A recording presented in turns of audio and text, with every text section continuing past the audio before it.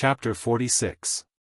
Then, just when the students next to him thought that Brother Lu would definitely show some concern for his new desk mate after waiting for so long, Brother Lu turned his head and took out a physics textbook from the back of the table. He then took out a piece of paper and a pen and quickly copied the physics punishment. If Bei Yunj handed in the punishment and he didn't even move a single word, he would definitely be torn apart by that old man. Everyone looked at their new desk mates. Until school ended. Bei Yunj was still resting her cheek on her hand as she slowly copied the notes. Lu Yuanci couldn't help but ask, "Are you not going home?" His hands were numb from writing. Bei Yunj didn't even look up. "It's still early." Suddenly, classmate Pei, let me help you copy. Chu Zhixing mustered up his courage and asked. "No need." Bei Yunj's hand stopped, then he capped the pen and prepared to go back. Seeing this, Lu Yuanci also heaved a sigh of relief. Finally, he didn't have to copy anymore. "Aren't you going home?" Bei Yunj suddenly asked Chu Zhixing, which made Lu Yuanci frown. Although this desk mate of his looked cold and arrogant and ignorant, wasn't he too soft-hearted? Chu Zhixing pursed his lips and looked at Bei Yunj, wanting to say something but hesitating. "Then I'll leave first." Bei Yunj said this and prepared to leave. "Classmate Pei, are you going home?" "Then I'll send you." Before Chu Zhixing could finish speaking, he heard Bei Yunj say lazily, "I'm going to the bar. Do you want to come?" Bei Yunj glanced at him and the corners of his lips curled up slightly. However, just as he walked to the school gate, he suddenly saw a familiar figure. The man was tall and handsome. The sleeves of his clean white shirt were rolled up to his elbows in a refined and elegant manner. His long, straight legs under his suit pants were so abstinent that it made one's imagination run wild. His pale-colored eyes scanned the surroundings lightly, but his gaze was as cold as the moon. The passers-by couldn't help but peek, but they didn't dare to go forward. Bei Yunj's eyelids twitched. Why was he here? "Student Pei, what are you looking at?" Chu Zhixing, who had made up his mind to catch up, couldn't help but ask when he saw Bei Yunj standing by the side of the road. However, before he could finish his question, Bei Yunj pulled him aside. He also hid behind a tree. "Are you hiding from that person?" Chu Zhixing was stunned for a while before he reacted. "Yes." Bei Yunj responded absent-mindedly. However, she was thinking about how she was going to meet Yu Manran at the bar now. "That's your brother?" Chu Zhixing's gaze was pure. When he saw that Bei Yunj did not refute him, he cautiously said, "Classmate Pei, since your brother is here, you should go home with him." Hearing this, a dark light flashed across Bei Yunj's eyes, and her red lips curled up slightly. She looked at him with her beautiful eyes and seemed to be in a difficult position. "Actually, I haven't thought about how to face him yet." "Did you quarrel with your brother?" Chu Zhixing asked. "No, I have a brother complex. Look at my brother's appearance. It's easy for me to lose control." Bei Yunj's cat-like clear eyes were lazy and frivolous. When the young and ignorant Chu Zhixing heard this, he was immediately petrified. Wait a minute, was this what he was imagining? "Classmate Chu, can you help me ask him to go back first?" Bei Yunj curled her lips. "When I've thought it through, I'll go back immediately. What do you think?" Chu Zhixing glanced at Bei Yunj and immediately mustered up his courage and made up his mind. No. He couldn't watch such an illogical thing happen with his own eyes. Chapter 47. Okay. Chu Zhixing straightened his back and walked towards Huashidu, who was waiting not far away. Well, when he got closer, Chu Zhixing inexplicably became terrified. Huashidu heard the commotion and glanced at him. At this moment, when Chu Zhixing saw Huashidu's face clearly, he almost thought that they were a couple. Student Pei's brother was too good-looking, wasn't he? What kind of godly looks was this? What's the matter? Huashidu put his phone back into his pocket and asked. I am Bei Yunja's classmate. She said she's not around. Chu Zhixing's brain froze and he blurted out. These words made Huashidu's gaze deepen. He raised his eyes and looked at him. However, there was a hint of aggression in his nonchalant gaze. Is that so? Chu Zhixing, who had just reacted, was speechless. It was over. He was going to be beaten up. Actually, Chu Zhixing's little heart trembled slightly, but he did not forget to defend Bei Yunj. Actually, Student Pei didn't mean to not see you. After speaking, he lost his courage and said with a firm gaze, Student Pei is very kind. She doesn't want the two of you to get hurt. That's why she wants to calm down. These words made Huashidu take another look at Chu Zhixing. He smiled silently. Hurt each other? Student Pei's brother, you don't understand Student Pei's feelings for you. She really likes you. It's not the kind of love between family members. Chu Zhixing was immersed in his own world and felt more and more sincere. If you really like this sister, please take good care of her. As soon as he finished speaking, Huashidu roughly understood what was going on. After a while, he chuckled softly. Then, Huashidu put out the cigarette and threw it away indifferently. The corners of his upturned eyes were charming and his tone was playful and lazy. Where is she? I'll go and tell her now that she's actually adopted. Hearing this, Chu Zhixing's body trembled as if he had been struck by lightning. In an instant, his brain froze. Bei Yunj, who was standing behind the tree, kicked a small stone in boredom. Suddenly, a figure appeared in front of her. Seeing this, Bei Yunj raised her head and was about to thank Chu Zhixing. However, she did not expect that the person she saw would be Huashidu.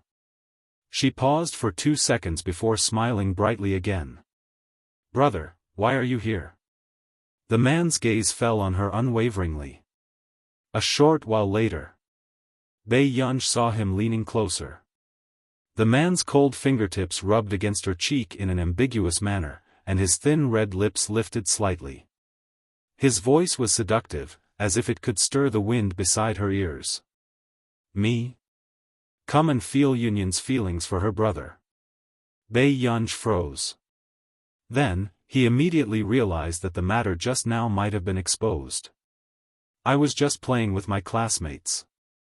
Big brother, are you here to pick me up? Bei Yunja's eyes curved, but she quietly avoided eye contact. Huashidu did not mind her small actions. He gently rubbed his fingers that were still warm. Okay. Was the little girl's face so soft?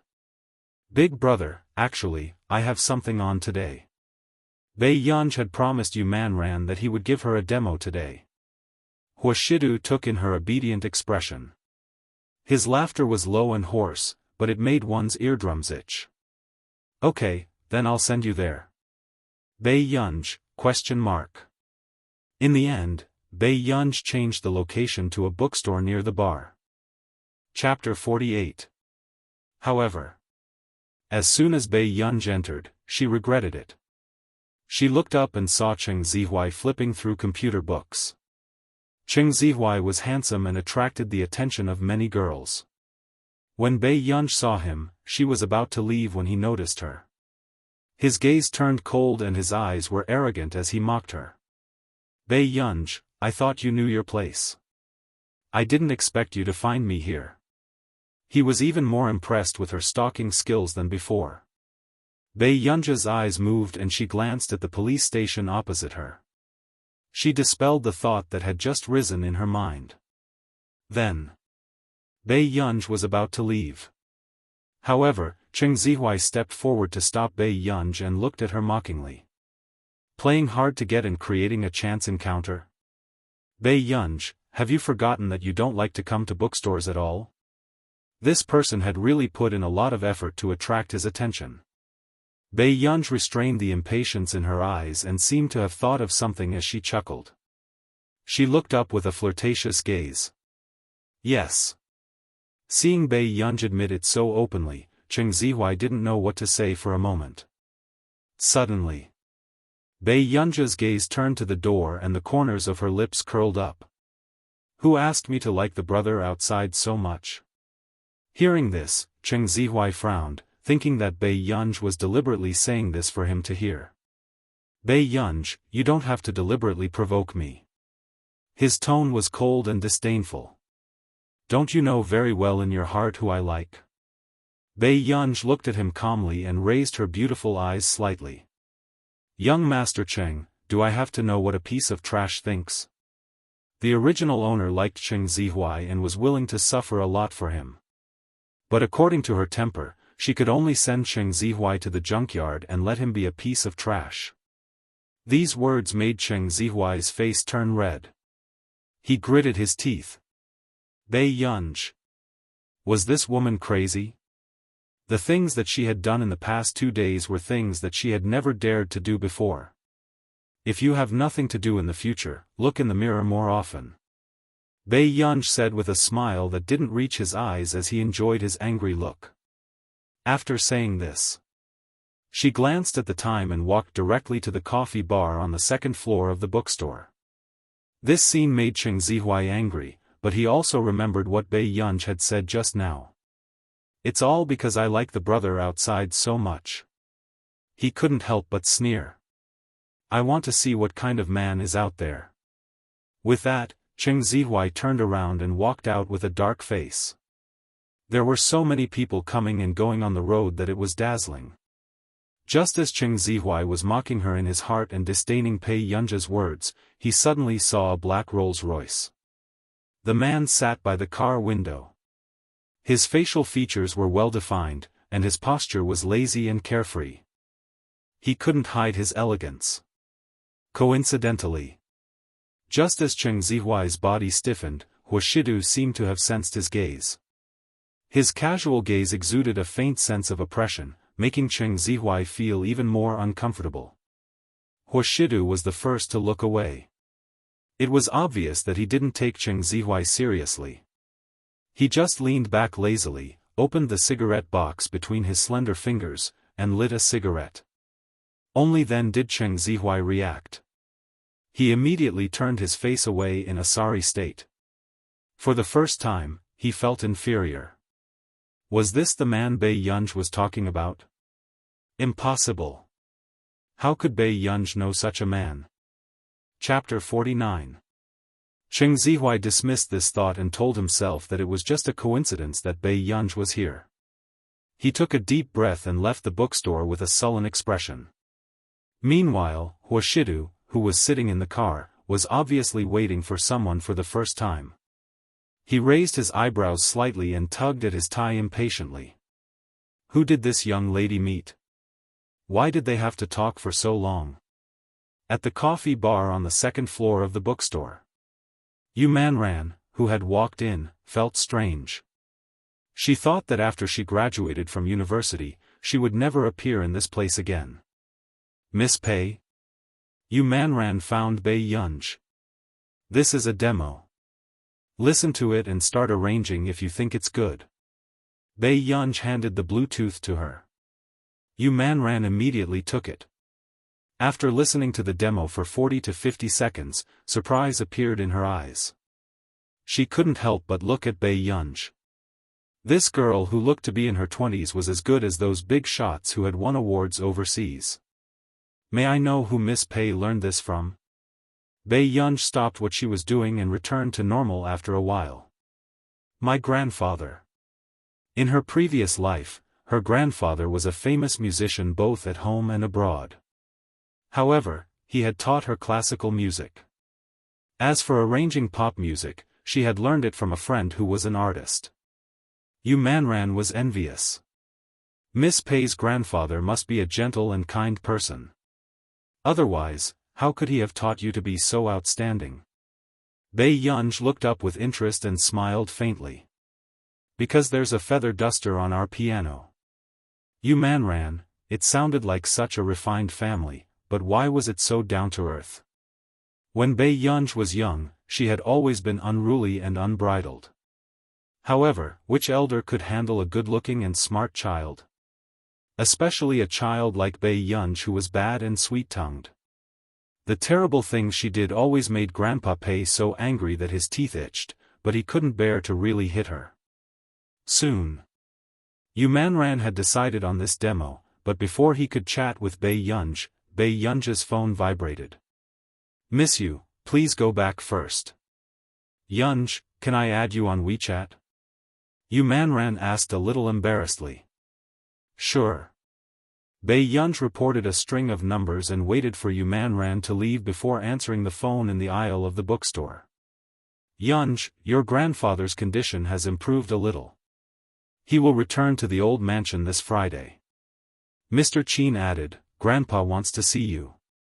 It could be said that the old man was determined to go back to the old house only to see Bei Yunj. Otherwise, he wouldn't cooperate with the treatment. This was because Grandpa Sheng had found out about Bei Yunj's hospitalization when he woke up. The old master was furious. "Got it. I'll go," Bei Yunj said calmly and distantly. Mr. Qin seemed to be silent for a while.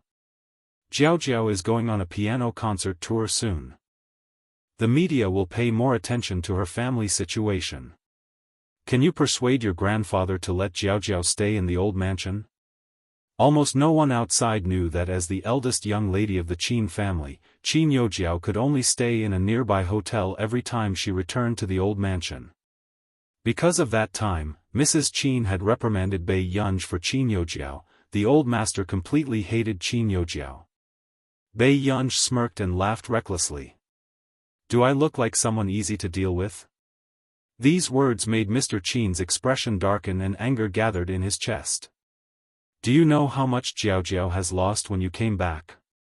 Chapter 50. Hearing this, Bei Yunj leaned against the wall leisurely and laughed. "I don't want to know and don't make me unhappy.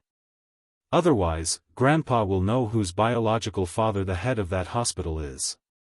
Do you think Grandpa will chase Qin Youjiao away?" Mr. Qin froze and anger gathered in his chest. "Are you threatening me?" He never thought that since when did Bei Yunj dare to resist him openly? "Yes. If you don't want her to get lost, don't make me angry." Bei Yunj tilted her head lazily, her red lips curling up brightly and impudently. After leaving the bookstore, Bei Yunj looked up and saw the man by the car window. Her mood immediately improved. The two buttons on the handsome and dignified man's collar were unbuttoned. His fair and clean neckline followed the loose collar and fell into his sexy and muscular chest. His light gaze looked indifferent, but it was enough to make one's legs turn weak. "Brother, my dear has fainted. When are you going to take responsibility?" The bright and flamboyant girl had one hand on the window, her cat-like eyes shining as she rested her cheek on her hand and smiled. Huashidu turned around and saw the little girl lying by the window like a cat doing evil. His magnetic voice sounded with a low chuckle. The man's slender hand scratched the girl's chin lazily. "Ask it why it bumped into me the moment it saw me." Bei Yunj's chin was scratched twice. Even the ruthlessness in her eyes that had just been suppressed disappeared inexplicably. She returned to the front passenger seat and changed the topic. "Brother, did you wait for a long time?" 47 minutes. The man said carelessly. Bei Yunj fell silent. Fortunately, a call came in from the man's phone and the atmosphere was no longer silent. Huashidu pressed the answer button, his tone indifferent. "What's the matter?" "Master Du, you haven't been to the clubhouse for a few days. Are you coming today?" "I'm not free." Huashidu's eyes were lazy and he did not feel guilty at all when he rejected her. "What are you busy with?" "Master Du, let me tell you, the girls in the clubhouse are very pretty recently. Even if you don't touch them, you should at least come and take a look and relax. I'm picking up a little girl from school." With that said, Bei Yunj, who was beside him, glanced sideways at him and then turned to look out of the window. Her sudden obedient appearance made the man's thin lips curl up unconsciously. Even the noise in the earpiece didn't sound so annoying anymore. "Master Du, isn't it a little boy?" Shidu. He's not mine. Huashidu's words made the person on the other end to the phone call. Master Du, although I'm not a good person, we still need to have the heart to protect the seedlings, is. He really didn't expect that Master Du, who usually didn't get involved with women, would do everything in their power to enter the Hua family. She hasn't even gone through puberty yet. She doesn't have any feminine charm at all. The things in your head are abnormal. You can change them as soon as possible. Huashidu sneered and said indifferently. He smiled. So it's not what I thought. Master Du, come early. What trouble can a little girl have? The man let out a long laugh and said slowly, don't worry. Little girls don't know their place. Bei Yunj turned to look at him. Chapter 51. Even Huashidu did not notice that there was a hint of indulgence in his casual tone. Master Du, you can even take care of such a child? The person on the other end of the phone seemed to be in disbelief. It was not that he had never seen Master Du take care of a child. Every time he saw the young master of the Hua family working hard to use his short legs to catch up with the calm Huashidu in front of him, his heart ached a little. At this moment. When Huashidu heard this, his gaze swept over Bei Yunj unhurriedly. His gaze was fixed on her as his happy low laughter suddenly floated into her ears. His magnetic voice was lazy and sexy. It's a little overwhelming. Bei Yunj, she had a feeling that this man was not human. At night.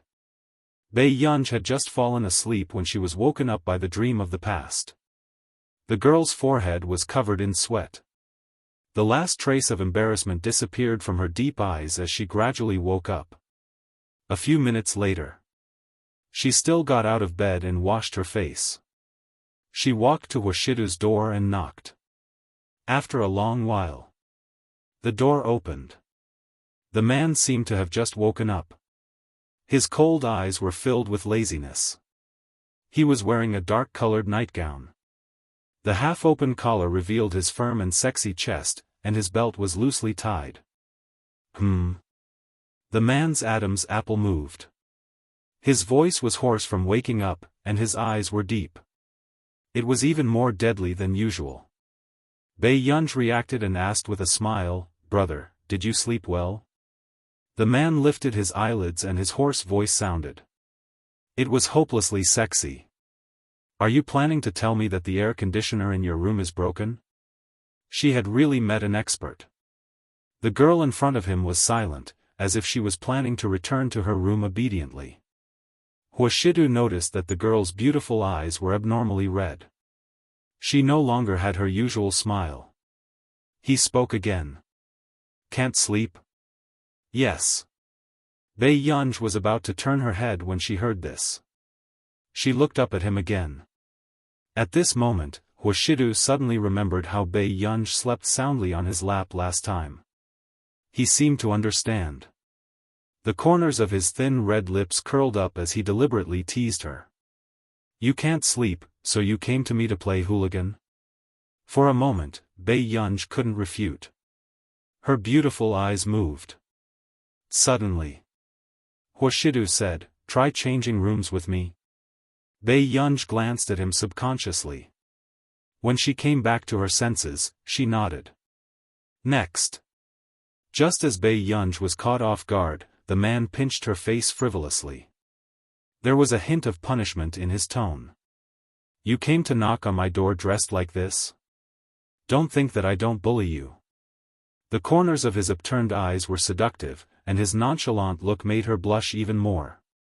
It was only when the man's eyes moved away indifferently and left his room that Bei Yunj finally realized what was going on. She glanced at her pajamas that she had forgotten to button properly. However, she only reached out and touched her chest. The corner of her lips curled up. Something really happened. When this man flirted with her, it was too intoxicating. After entering the room, Bei Yunj couldn't help but glance at the decorations around her. It was just like Huashidu's style. It was simple and clean. There was even red wine on the table under the floor-to-ceiling glass window. It seemed to be used by men to help them sleep. Pei Yunj had just laid down on the bed when the original owner's faint, cold, and pleasant scent invaded her senses from the dark gray pillow blanket. It was inexplicably reassuring. Not long after, Pei Yunj felt sleepy. But then, she didn't know which insensible person had called her in the wee hours of the morning. Chapter 52. Pei Yunj took a deep breath, suppressing the coldness in her eyes as she took the phone from the bedside table. "What's the matter?" Her slightly cold voice did not sound like she had a good temper. Inexplicably, Marcus, who was on the phone, felt frightened. "There's a young man in the same city as you recently. He's quite experienced and I want to find someone to guide him." "Miss Pei, aren't you short of money? Why don't you guide him?" "No," Pei Yunj said coldly. "He's very rich. I wonder if you know him? He's the heir of the Cheng Corporation, Cheng Zihuai." Marcus immediately explained and tried to please her. Of course, he did not care about this bit of money, but he knew that Pei Yunj was short of money. Anyway, regardless of whether she stayed in their research institute or not, the big boss could not be provoked. If he could please her, he would please her first. At this moment, Pei Yunj sneered when she heard this familiar name. She smirked and said in a mocking tone, "Let him wash up and sleep." With that said, Pei Yunj hung up the call. In another country. In the research institute. Marcus was perplexed. The big boss's temper was indeed hard to understand. "How is it? What did the big boss say?" The woman beside him could not suppress her excitement. "Big boss, let him wash up and sleep." Marcus's eyelid twitched. The woman was silent for a moment before she said, "Then forget it." Anyway, it was to find a chance for the big boss to give money. Marcus said worriedly, the big boss's tone just now didn't seem too good. "Why?" The woman froze. At this moment, the researcher at the table next to them chuckled. "In their country, it's midnight now." It was over. Marcus glared at him. "Why didn't you say so earlier?" The next day, Qin Yojiao was practicing the piano in the school's piano room. The smooth piano sound made people's mood gradually improve. After Qin Yojiao finished playing, Cheng Zihuai looked at her and asked with a smile, "Is this a new piece?" "Yes, how do you feel?" Qin Yojiao's eyes were filled with confidence. It had to be said that Qin Yojiao was very talented in this aspect. It was no wonder that people outside said that Qin Yojiao was a talented young pianist. "It's very nice." Cheng Zihuai smiled and reached out to scratch her nose again. "Zihuai, are you still unhappy because the people from the Foreign Research Institute didn't accept you?" Qin Yojiao saw that there was still coldness in his eyes. "The people from the Research Institute said that they have an external researcher in our city. I wanted him to take me, but he refused." Cheng Zihuai was a little cold and frustrated. He had never suffered any setbacks in the field of computing. Even the computer science teacher he hired thought that he would be able to shine in the future. However, the external researcher did not even give him a chance. "Does it have to be him?" Qin Yojiao's tone was arrogant as she snorted, "What right does he have to look down on others? If he's the same age as you, Zihuai, his talent is definitely not as good as yours. I heard from the vice president that this external researcher is very impressive. Everyone in the institute treats him like a treasure." A dark and determined look flashed across Cheng Zihuai's eyes. "I must make him accept me." Hearing this, Qin Yojiao said arrogantly, "All right. However, Zihuai, when that person finds out about your talent, he will definitely regret not accepting you back then." The gloominess on Cheng Zihuai's face dissipated and he said with a smile, "How's your relationship with your third brother recently?" Chapter 53. A dark look flashed past Qin Yojiao's eyes as she smiled. "It's all right." Cheng Zihuai asked, "I heard that he came to school for Pei Yunj?" Qin Yojiao clenched her fists a little, but pretended not to care and said, "Her parents' number is third brother's."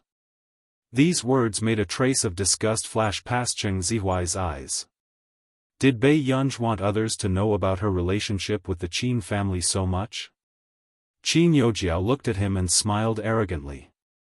Her tone was contemptuous. "Don't worry, I'll let everyone know that the Qin family only has one irreplaceable Qin Youjiao." What could Bei Yunj do?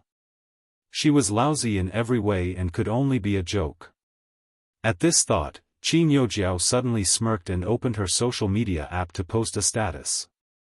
"Qin Youjiao, it's a new song, cute." Not long after she posted it, some fans congratulated her and some even Qin Lang. "Crushed Qin Lang, our sister's tour is about to start. Promote it quickly. Sister is too good. She's omnipotent. Aren't you going to prove your nickname of the crazy sister doting demon? Dog head, crushed Qin Lang, ah, Jiao Jiao, look at me. I'm your third sister-in-law. The little princess of the Qin family is so prestigious. I'm so jealous." Seeing these comments, the corners of Qin Youjiao's lips curled up uncontrollably as her vanity was satisfied.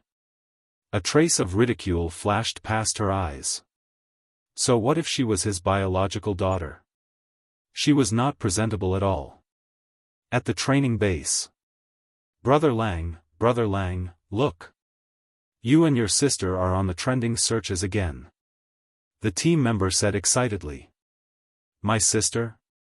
Hearing this, Qin Lang's eyes lit up and he snatched his phone away to open the trending searches. Hashtag Qin Lang, Qin Youjiao hashtag Qin Youjiao's piano tour hashtag and other terms were already in the top 10. However, when Qin Lang saw this name, his expression darkened. "You're talking about her?" His tone was not good. Hearing this, the team member was amused. "Brother Lang, you have other sisters?" Hearing this, Qin Lang wanted to say something but hesitated, his handsome expression turning even uglier.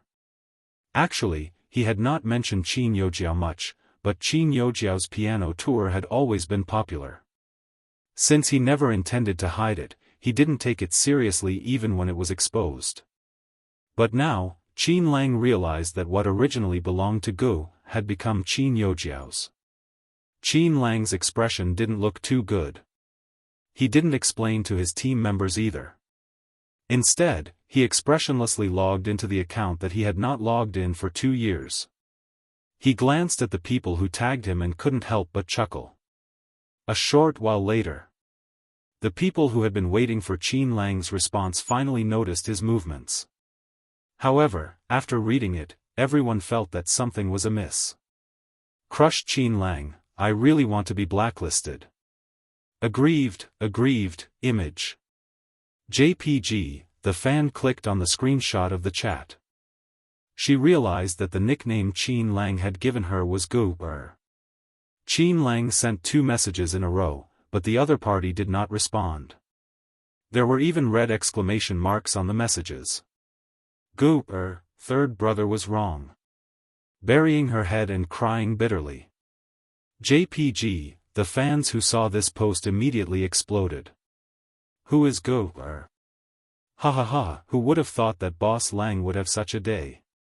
Wait a minute, Qin Lang is this girl's third brother? But Qin Youjiao doesn't have a nickname. Everyone suddenly realized what was going on. However, not long after, Qin Lang's mother called and questioned Qin Lang with a sharp voice. "Qin Lang, who told you to send that chat record?" Qin Lang didn't care at all and said with a chuckle, "They said that I dote on Qin Youjiao, so I have to clarify it." Chapter 54. I think you're crazy. Qin Lang, if you don't delete it for me, do you believe that I'll take Jiao Jiao away? Seeing that Mrs. Qin was so stubborn, Qin Lang frowned. "Mom, do you not know who your biological daughter is?" Mrs. Qin suppressed her anger. "Qin Lang, if people find out that Bei Yunj is your younger sister, apart from embarrassing you, what good can happen?" She smiled and said, "Jiao Jiao has been outstanding in all aspects since she was young. She played the piano when she was 19 years old. Qin Lang, do you know that it's your blessing to have such a sister? Hearing this, Qin Lang's expression darkened. However, his heart wavered. It was not because he felt that Gu would be embarrassed, but he was also afraid that others would compare Gu to Qin Youjiao. He didn't want Gu to be criticized by so many people. After a long while, Qin Lang took a deep breath. Mom, you're the one who shouldn't mention this the most. Don't you have any responsibility for Gu becoming like this? You only know that Qin Youjiao wants to please you, but why don't you know that this originally belonged to Gu? She wouldn't have been like this. My responsibility? Mrs. Qin's elegant voice became sharp. Do you think I want to carry the wrong child? But why don't you think about it? I've doted on Xiaojiao as my daughter for so many years. Now you're telling me that I've carried the wrong child? A girl I've never met is my daughter. How can I accept this? At the end of the day, you think that Gu can't compare to Qin Youjiao. Can she compare to her? She doesn't look like someone from our Qin family at all. She cheated in exams and caused trouble in school. She can only embarrass me and your father. Mrs. Qin mocked softly. I can't hurt Xiaojiao's heart because of her. Qin Lang fell silent. Even if he heard these words, he felt a stab of pain. Not to mention Gu. He chuckled. Sure. Soon. Before Mrs. Qin could heave a sigh of relief, she heard Qin Lang say carelessly. You don't love her, but I do. I'll give Gu 10 times or 100 times how much you dote on Qin Youjiao and dote on her like a princess. Qin, anger gathered in Mrs. Qin's eyes, but before she could finish speaking, the call was hung up. At the training base. Qin Lang looked at this post and thought for a long time before deleting it. Then, he clicked on his follow list and unfollowed Qin Youjiao. This move made the fans confused. What's going on? What happened to Crush just now? F***ck, my husband's 12 followers have become 11. Who is so pitiful to be unfollowed by my husband? You might not believe it, but it seems to be Qin Youjiao. What? Qin Youjiao is unlocked. Why do I feel like this is even stranger? Is Qin Youjiao really the little princess of the Qin family, however? Not long after the fans discussed, Qin Youjiao's fans started to flood the comments. Normal siblings, please don't read too much into it. The Qin family only has one little princess, Rabbit. You want to defame my Xiaojiao just because of a screenshot? Besides Qin Youjiao, does the Qin family have any other daughters? Even if she does, she can't compare to our Xiaojiao. Qin Lang smiled when he saw these messages. Jiao, your father. After saying that, Qin Lang started to pull Qin Youjiao's fans into a frenzy. Not long after, Qin Youjiao's fans, who had originally planned to post a few more comments, realized that they could not comment. Hengda High School. Brother Lu, you're amazing. With these dark circles under your eyes, did you go on a date with a young lady yesterday? Hearing this, Lu Yuanxi resisted the urge to scold someone and glanced at Bei Yunj coldly. Chapter 55. Hearing this, Lu Yuanxi resisted the urge to scold her and glanced coldly at Bei Yunj. If it weren't for this person, she would have finished copying in class yesterday. He wouldn't have had to write all night last night. Thinking of this, Lu Yuanxi was even more confused about Bei Yunj. She kicked over Ling Jiwei's desk in front of the Dean of Teaching and even sent Qian Qingjun to the hospital. She was unruly, but she copied the physics teacher's punishment seriously and diligently. Student Pei, you seem to have become prettier recently. Hearing the voice behind him, Lu Yuanxi frowned. Why didn't he know that Chu Zhixing was so good at talking? However, when he turned his head impatiently and happened to meet the girl's side profile, he couldn't help but be stunned. Previously, he also knew that his new deskmate was very beautiful. However, there was a faint layer of red at the corners of her eyes, and she didn't look like someone to be trifled with. In the past 2 days, Bei Yunji's face was glowing, and her already bright eyes were even more languid. Suddenly, he heard the person next to him say without blushing, "Little Chu, you have to say something that others don't know." Lu Unc, soon, after class. The physics teacher received 2 neat copies of the punishment and was very gratified. He held a copy of the penalty slip in each hand and smiled. "Do you see this? Whether you're the school bully or the school belle, I, Zhao Yi, will never miss a punishment." Lu Unc, Bei Yunj, teacher Zhao Yi had always been impartial, and everyone knew that. However, what surprised everyone this time was that teacher Zhao Yi had actually chosen Bei Yunj as the class representative this semester. All along, teacher Zhao Yi's class representative had always been the one with the highest score in the class. This made the girl, who had been the physics class representative for a year and a half, suddenly have a bad expression on her face. She looked at Bei Yunj again. After class, the girl walked up to Bei Yunj unhappily.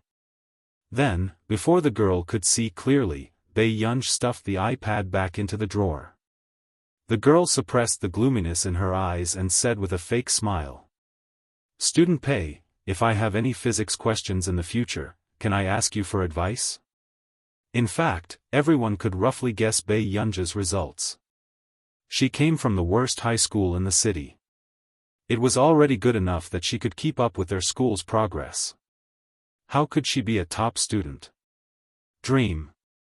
She asked Bei Yunj this question. "What do you think?" Bei Yunj smirked and looked at her calmly. As to say, the girl's eyes met Bei Yunj's unconsciously and she immediately froze. It was as if all her thoughts were seen through. The girl to be. At this moment, Bei Yunj had already picked up the extracurricular book on the iPad. She laughed leisurely and walked out of the classroom. She did not have the time to waste on arguing with a high school student. After you to be.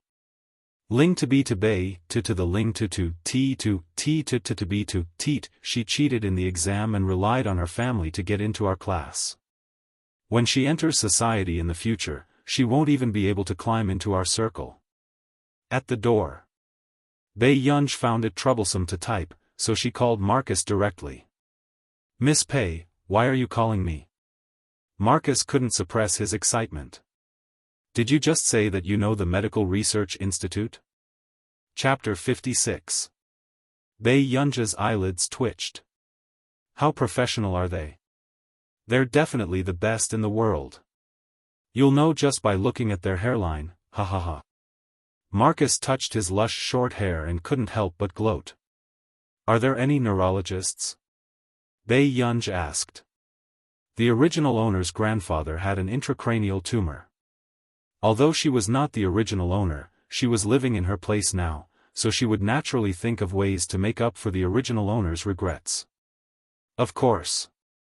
The neurologists who won the highest medical award previously were from their research institute. With that said, Marcus could not help but ask, however, that guy only performs 10 surgeries a year. No one can break his rule. Why? Hearing this, Marcus said with a smile, "This guy is simply a lunatic. He's focused on research and doesn't like to repeat the same surgery." He then asked, "By the way, Miss Pei, you should know some medicine, right?" The paper Bei Yunj submitted that time had a lot of medical knowledge. Even the people from the Medical Research Institute next door felt that this was a ruthless person after reading it. "I studied a little in university." Bei Yunj said with a smile, "Can you help me send the thing I gave you last time to that neurologist's? This is a project that can be implemented. As long as he wants, I can send him the follow-up at any time." In her previous life, Bei Yunj had been influenced by physics and computing because of her mother since she was young. So when she was in the junior class, she majored in biomedical engineering. Using computer technology, she had developed a medical detection machine that was popularized by many hospitals. Marcus sucked in a breath of cold air and realized that he had really found a treasure. "Send the follow-up at any time?" Didn't this mean that the experiment had been successful? He calmed down. Okay, Miss Pei, don't worry. I'll pass it on for you. Thank you. Bei Yunji's lips curved. No need, it's my duty. Marcus was overjoyed that such a talent could be produced in the Computing Institute. Unfortunately, this big boss did not plan to emigrate. After the chat, Bei Yunji had just hung up the call and was about to leave when she bumped into Cheng Zihuai. Cheng Zihuai was here to look for Qin Youjiao and did not expect to bump into Bei Yunji in the corridor. He subconsciously glanced at the book in her hand. It was an English book about computers. Cheng Zihuai's cold eyes showed a hint of mockery. And she still said that she didn't deliberately play tricks on him? Bei Yunji knew that he was interested in computer science. If it wasn't for him, would she be able to understand such a difficult professional book? Bei Yunji, I can't even understand the book in your hand. Cheng Zihuai sneered and looked at her. Bei Yunji pursed his lips and sized up Cheng Zihuai with a faint smile. With this level of skill, he wanted her to guide him? Bei Yunji laughed. Is there a need to expose your IQ? Immediately. Cheng Zihuai's face darkened. No wonder the Qin family had always looked down on her. As the biological daughter of the Qin family, Bei Yunji was nothing compared to Yu Jiao. He only knew how to cheat.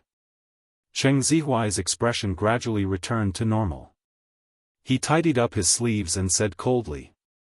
Bei Yunji, no man will like your scheming methods. Bei Yunji had been found fault with by Cheng Zihuai several times and had long lost her patience. The corners of her lips suddenly curled up and she raised her eyes slightly. She was bright and arrogant. Methods? Are you worthy? Chapter 57. These words made Cheng Zihuai's expression darken and his gaze was so dark that he looked like he wanted to strangle Bei Yunji to death. Bei Yunji, don't think that you can be so arrogant just because you have the Qin family. He gritted his teeth and said. Bei Yunji snorted and hugged the book in her arms calmly as she asked slowly. Do I need the Qin family to be arrogant? The girl's eyes were eye-catching and beautiful, but they made people feel that she was impudent. These words made Cheng Zihuai's face turn red and he was speechless. It was only after Bei Yunji left that Cheng Zihuai took a deep breath to calm himself down. He looked at Bei Yunji's figure and ridicule and coldness gradually appeared in his eyes. Forget it, he didn't need to be calculative with such a person. Compared to Qin Youjiao, who had been nurtured to be talented and beautiful since she was young, Bei Yunji was indeed the shame of the Qin family. No wonder she was not doted on by the Qin family. For 2 days, Bei Yunji was perfecting the project and waiting for the neurologist's reply. Until Friday. Bei Yunji suddenly remembered that she had forgotten to tell that person about this. After class, Bei Yunji called Huashidu when there was no one around. In the Hua Corporation. The handsome and dignified man had just finished a meeting and the atmosphere in the meeting room was still tense and cold. It had to be said that every internal meeting of the Hua Corporation was like a trial. It was soul-stirring. After everyone had left, the man heard his phone vibrate and his cold pale-colored eyes glanced at the caller ID on the screen before he picked up the phone and answered the call. He asked carelessly, "Child, are you calling me during class?" Class just ended. Bei Yunji said, "Brother, I'm going home today." Go home? My grandfather just came back from the hospital. I plan to visit him. Sure. With that said, before Bei Yunji could hang up, Huashidu heard him ask again. Oh right, Yunyun, how were your results for the monthly exam? Bei Yunji was speechless. In the end, when she hung up the phone, it ended with Bei Yunji telling her that she had to study at home over the weekend. Huashidu, who was sitting in front of his desk, thought for a moment before calling Qin Yu. Qin family's old residence. Before old Master Qin was brought back, Mother Qin had already changed into a dark purple cheongsam. She was dressed dignified and elegant as she waited. Mom, when Grandpa comes back this time, will he be like before? Hiding the unwillingness in her eyes, Qin Youjiao's fingers sank even deeper into her palms, clenching them so tightly that her fingers turned white. In the past, old Master Qin doted on her and treated her like his own granddaughter. However, ever since Bei Yunj returned, old Master Qin had been biased towards Bei Yunj. He even forbade her from living in the old mansion because of Bei Yunj. Thinking of how she could only stay in a nearby hotel every time she returned to the old mansion in the past 2 years, the jealousy and hatred in Qin Youjiao's heart grew stronger. How could Bei Yunj compare to her? She was clearly a trash. However, the old man was stubborn and valued blood relations very much. Don't worry, Grandpa doted on you back then. Looking at Qin Youjiao's appearance, Mrs. Qin could not help but feel sorry for her. She immediately comforted her. However, Grandpa cares more about blood relations. But as long as Jiao is filial, how can Grandpa be so heartless? Hearing this, Qin Youjiao's tone was aggrieved. Really? Mom, third brother doesn't seem to dote on me anymore. Will you? Silly child, you'll always be Mom's daughter. Chapter 58. Then, Mrs. Qin picked up the gift box beside her and handed it to Qin Youjiao. I asked a friend to buy this from overseas. Your grandfather will definitely like it. When the time comes, just tell Grandpa that you bought it. Do you understand? Hearing this, a dark look flashed past Qin Youjiao's eyes and she looked up to ask, Mom, is this very expensive? More than 2 million. Mrs. Qin caressed Qin Youjiao's head lovingly, unable to hide the love in her tone. Jiao, don't worry. With me around, I will definitely make grandfather value you again. Besides, my daughter is so outstanding. Thank you, Mom. Qin Youjiao was extremely touched and hugged Mrs. Qin excitedly, but she hid the smugness and disdain in her eyes. So what if Bei Yunj was the Qin family's biological daughter? In the end, all of this could only be hers. At this thought, Qin Youjiao's mood improved a lot. On the other hand, Mrs. Qin had been envied by many wealthy ladies because of Qin Youjiao's piano tour recently. They praised her whenever they saw her, making her complexion rosy. A dark look flashed past her eyes. No matter what, she had to protect Jiao. Otherwise, when others found out that Bei Yunj was her biological daughter in the future, she would lose a lot of face. Soon. At the door, Mr. Qin and Qin Lang were supporting a thin old man on both sides. Seeing this, Mrs. Qin immediately grabbed Qin Youjiao's hand and went forward with a smile. Dad, you're finally back. Hearing this, old Master Qin only glanced at her calmly before his eyes swept past Qin Youjiao. He froze for a moment before his expression darkened. Where's my go-er? At this moment, before Mrs. Qin could get Qin Youjiao to greet old Master Qin, she heard old Master Qin's question and her expression immediately darkened. After Mrs. Qin's expression calmed down, she said with a smile, she probably hasn't arrived yet.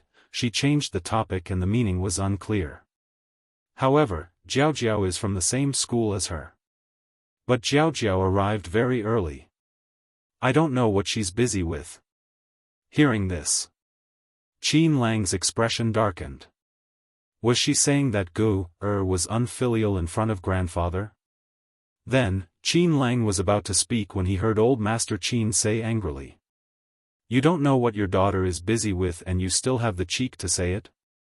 What if Gu-er ran into trouble along the way? What should we do? Qin Lang, she really didn't need his help. Grandpa was still the same as before, extremely biased. As expected. After being rebuked by old Master Qin, Mother Qin's expression changed again. Beside him, Qin Youjiao's body froze. She felt like she wasn't a member of the Qin family. That child doesn't need my concern. I wasn't the one who took care of her in the past. Mrs. Qin forced a smile onto her face. Dad, Jiao has been working very hard recently. She's ranked second in the entire cohort and even won the first prize in the competition. Soon, there will be a steal. Lang, hurry up and give Gu a call. Ask her if something happened to her. Old Master Qin turned his head and said worriedly to Qin Lang, if she gets bullied, she definitely won't say anything. This child has always treated himself as an orphan. For a moment, the atmosphere was silent. Mr. Qin and Mrs. Qin looked even more embarrassed and speechless. Other than Old Master Qin, no one dared to say such a big truth. Qin Lang held back his laughter and nodded. In front of the Qin couple and Qin Youjiao, he called Bei Yunj. No. Suddenly, a sound came from the door. Chapter 59. The girl's lazy voice was still clear and melodious. Instantly, everyone's eyes turned to Bei Yunj. Bei Yunj walked towards them slowly from the door. In the end, her eyes landed on Old Master Qin.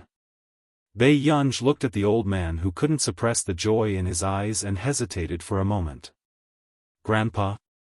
Gu, did something happen on the way? Or is there too much homework in school? Why did Gu lose so much weight? The more Old Master Qin spoke, the more his heart ached. As he held Bei Yunj's hand, there was guilt and self-blame in his eyes. If his body was stronger, he could still keep Gu by his side and let Gu live a good life for another 10 to 20 years. However, fate made a fool of him. His body couldn't last more than a year or two. If he left, the person he was most worried about was Gu. At this thought, Old Master Qin's eyes turned red. No. Bei Yunj could see that the old man in front of her was really good to her, but for a moment, it was difficult for her to accept the original protagonist's family. After a while, a faint helplessness appeared in Bei Yunj's eyes and she said with a soft laugh, Grandpa, I fell asleep during self-study just now, so I didn't come in time. Hearing this, Qin Youjiao's expression was contemptuous and a mocking smile appeared on her lips. She fell asleep during self-study? How long could such a person stay in Hengda? Not only Qin Youjiao, Mr. Qin and Mrs. Qin also frowned unconsciously. They didn't expect Bei Yunj to be so ignorant and incompetent. She even slept in class. However, when Old Master Qin heard this, he pulled Bei Yunj's hand with a smile and walked into the hall. That's good. As high school students, we have to know how to strike a balance between work and rest. Hearing Old Master Qin's biased words, Mrs. Qin felt uncomfortable and said with a frown, Jiao has to do exercises after a day of class. Sleeping in class? If she can't even get into university in the future, won't she be a joke? The moment she finished speaking, Mother Qin felt Old Master Qin's cold gaze and immediately shut her mouth. Then, Old Master Qin laughed coldly. Who dares to laugh at my granddaughter? The inheritance that I, Qin Kaming, leave behind is enough for my granddaughter to be happy for the rest of her life. These words made the Qin couple's expressions darken. Qin Youjiao was burning with jealousy, her expression unwilling and resentful. This damned old man, he wasn't biased at all. His heart was clearly running behind Bei Yunj.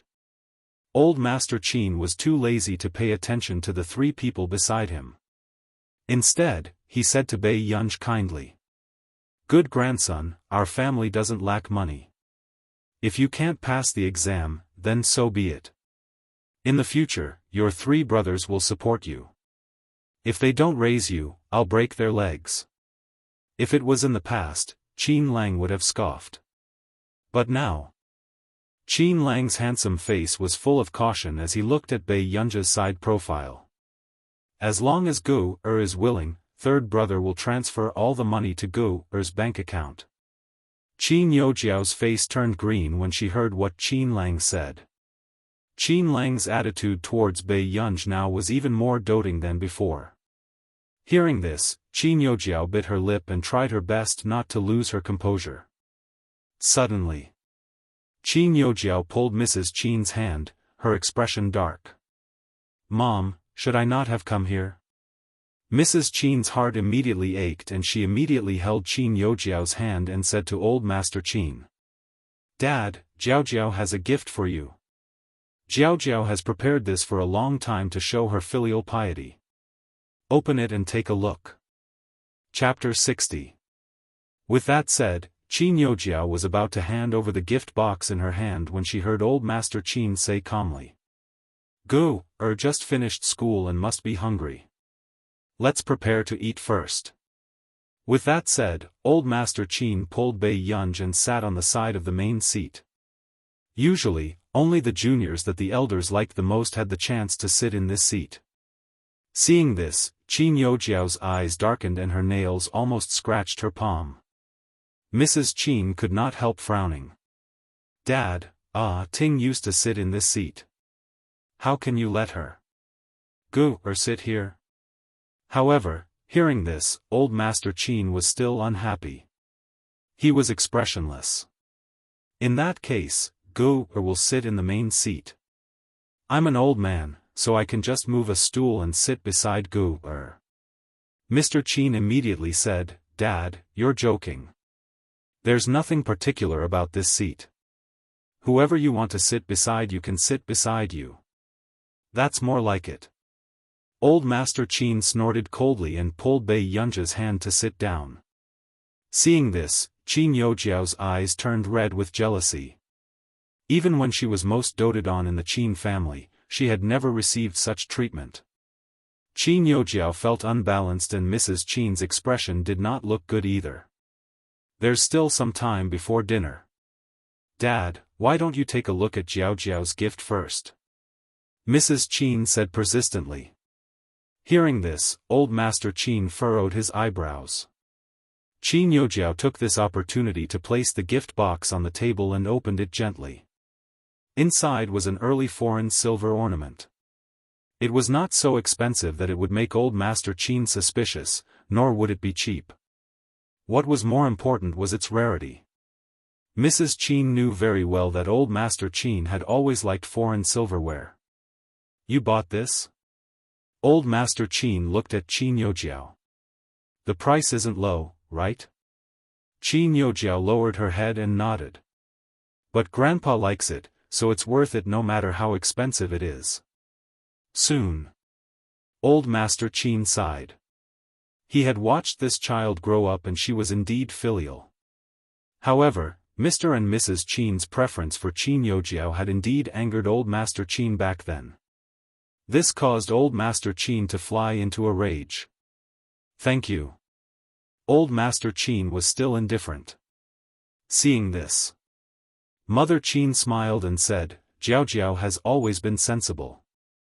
Then, she asked casually, "Gu, what did you buy for Grandpa?"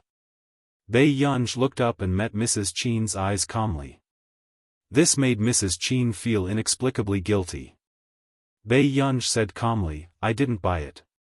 Hearing this, mockery surfaced in Qin Yojiao's eyes. Mrs. Qin added, "Your grandfather just came back. Aren't you going to buy anything for him?" "Enough." Old Master Qin frowned. "Gu, being healthy is the best gift to me." After saying that, before Mrs. Qin could retort, she heard Qin Lang ask leisurely, "Mom, how much living expenses have you given Gu?" Mrs. Qin choked on her words and her expression changed. "What? Does Gu have any living expenses?" Old Master Qin's face darkened.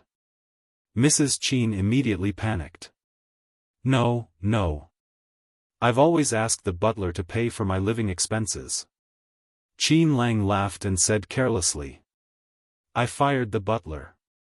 He only gave Gu 2,000 yuan a month for her living expenses.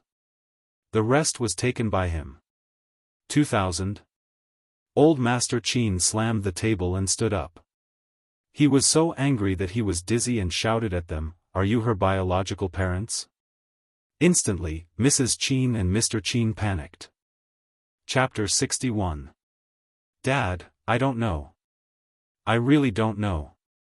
Mrs. Qin immediately denied it, feeling even more annoyed. Why didn't Bei Yunj say something like this earlier? You don't know? You should be more concerned about Gu. How dare the servant bully Gu like this? Old Master Qin's vision turned black. Seeing that old Master Qin was too emotional, Bei Yunj immediately held him. Grandpa, please sit down first. Bei Yunj helped old Master Qin sit down and took out a paper bag. Inside was a red scarf. Grandpa, you'll only be able to use this gift in about 2 to 3 months. Bei Yunj laughed and her beautiful eyes curled up. The original protagonist had prepared this scarf for old Master Qin. However, she had only knitted half of it. Last night, when she was done with the rest of the project, she suddenly remembered. So Bei Yunj also learned from the video and took it apart and knitted it for the whole night. Why you knitted this for Gu? Old Master Qin could not help asking excitedly. I don't know if Grandpa likes it. I like it, Grandpa likes it too much. Gu made this herself. It's better than anything else. Old Master Qin took out the scarf and looked at it. He smiled so widely that his eyes narrowed before he carefully put it back into the bag. Seeing this, Bei Yunj's lips curved. The contract with the Computing Institute had just been signed and the 3 months' salary had not been paid yet. As for Yu Manran, she had paid the deposit first.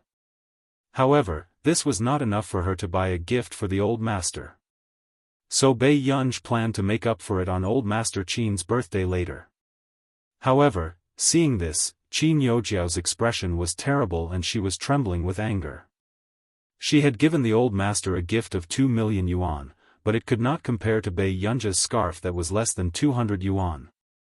Soon, Mr. Qin apologized. Dad, this is our negligence. We didn't know this would happen.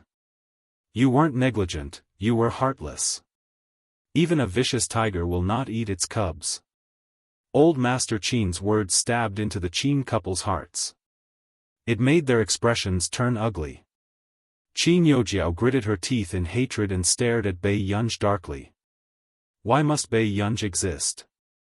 If it weren't for Bei Yunj, she would be the only lady of the Qin family, and old Master Qin wouldn't treat her like this.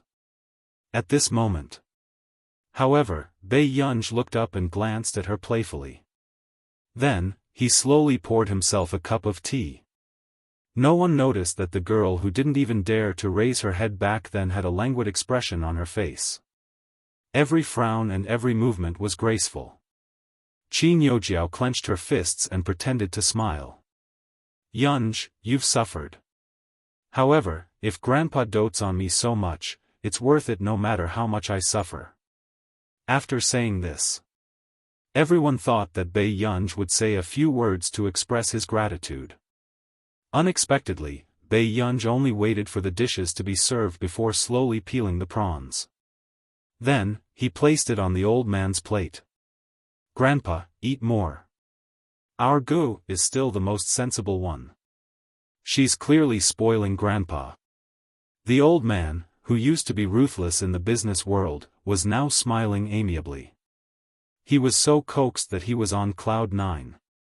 This scene made the expressions of the 3 members of the Qin family turn terrible. In the past, Bei Yunj was overly doted on. Now, he even had the ability to coax the old man into a happy mood. Suddenly, a cheerful voice sounded from the door. I heard that old Master Qin is also here today. My father specially asked me to visit you. I don't know if I'm disturbing everyone. Hearing this, everyone looked at the young man who was walking over. Chapter 62. Old Master Qin and Mr. Qin knew the person who spoke just now. It was the heir of the Yu family, Yu Hanran, who often cooperated with the Qin family. He was handsome and charming, and he was also very popular outside. And the other person beside Yu Hanran was even harder to ignore.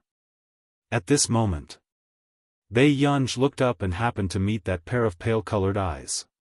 She was stunned. This was the first time she saw Hua Shidu dressed so formally. He was dressed in an expensive black handmade suit, making him look even more tall and noble. His deep and cold eyes exuded a sense of nonchalance. At this moment, the man inadvertently looked at the young lady's stunned expression and his lips unconsciously curled into a frivolous and casual smile. At the same time, Yu Hanran introduced, "Oh right. Old Master Qin, this is my friend. Hua Shidu. Old Master Qin, I've heard a lot about you." Hua Shidu smiled. Hua, Old Master Qin quickly reacted with a hint of disbelief in his eyes. "You're that person from the Hua Corporation, Old Master Qin, if you don't mind, you can call me Shidu." Hearing this, Yu Hanran could not help but look at Hua Shidu. When did Master Du become so amiable? In the industry, he often met older generation partners. However, Master Du did not necessarily give them a chance to get close to him. All right. Please take a seat. Today is a family banquet. It's a pity that I didn't prepare a special reception for the two of you, Old Master Qin said with a smile. However, Old Master Qin also found it strange. In the past, the Yu family did not have much of a relationship with their family. Why would they suddenly visit them? Moreover, they actually met the heir of the Hua family. It's good that Old Master Qin doesn't mind me freeloading. Yu Hanran was obviously a talkative person and started to liven up the atmosphere. Bei Yunj also looked at Hua Shidu without hiding anything. She did not expect Hua Shidu to appear here. Unexpectedly, other than Bei Yunj, there was also Qin Lang, who had met Hua Shidu once. Wasn't this the man who had abducted his gu-er? However, Qin Lang did not show it, afraid that he would cause trouble for Bei Yunj. Suddenly, Mrs. Qin smiled and asked, "I wonder if Mr. Hua is married?" When Yu Hanran heard this, he seemed to have choked and started coughing. This Mrs. Qin was too bold. Did Hua Shidu still need her to worry about his marriage? Which of the top families in the country didn't want to marry into the Hua family? Moreover, this person was Hua Shidu. "No," Hua Shidu said. Immediately, Qin Youjiao's face flushed red. She did not dare to look at the man who had made her unable to look away the moment he entered the room.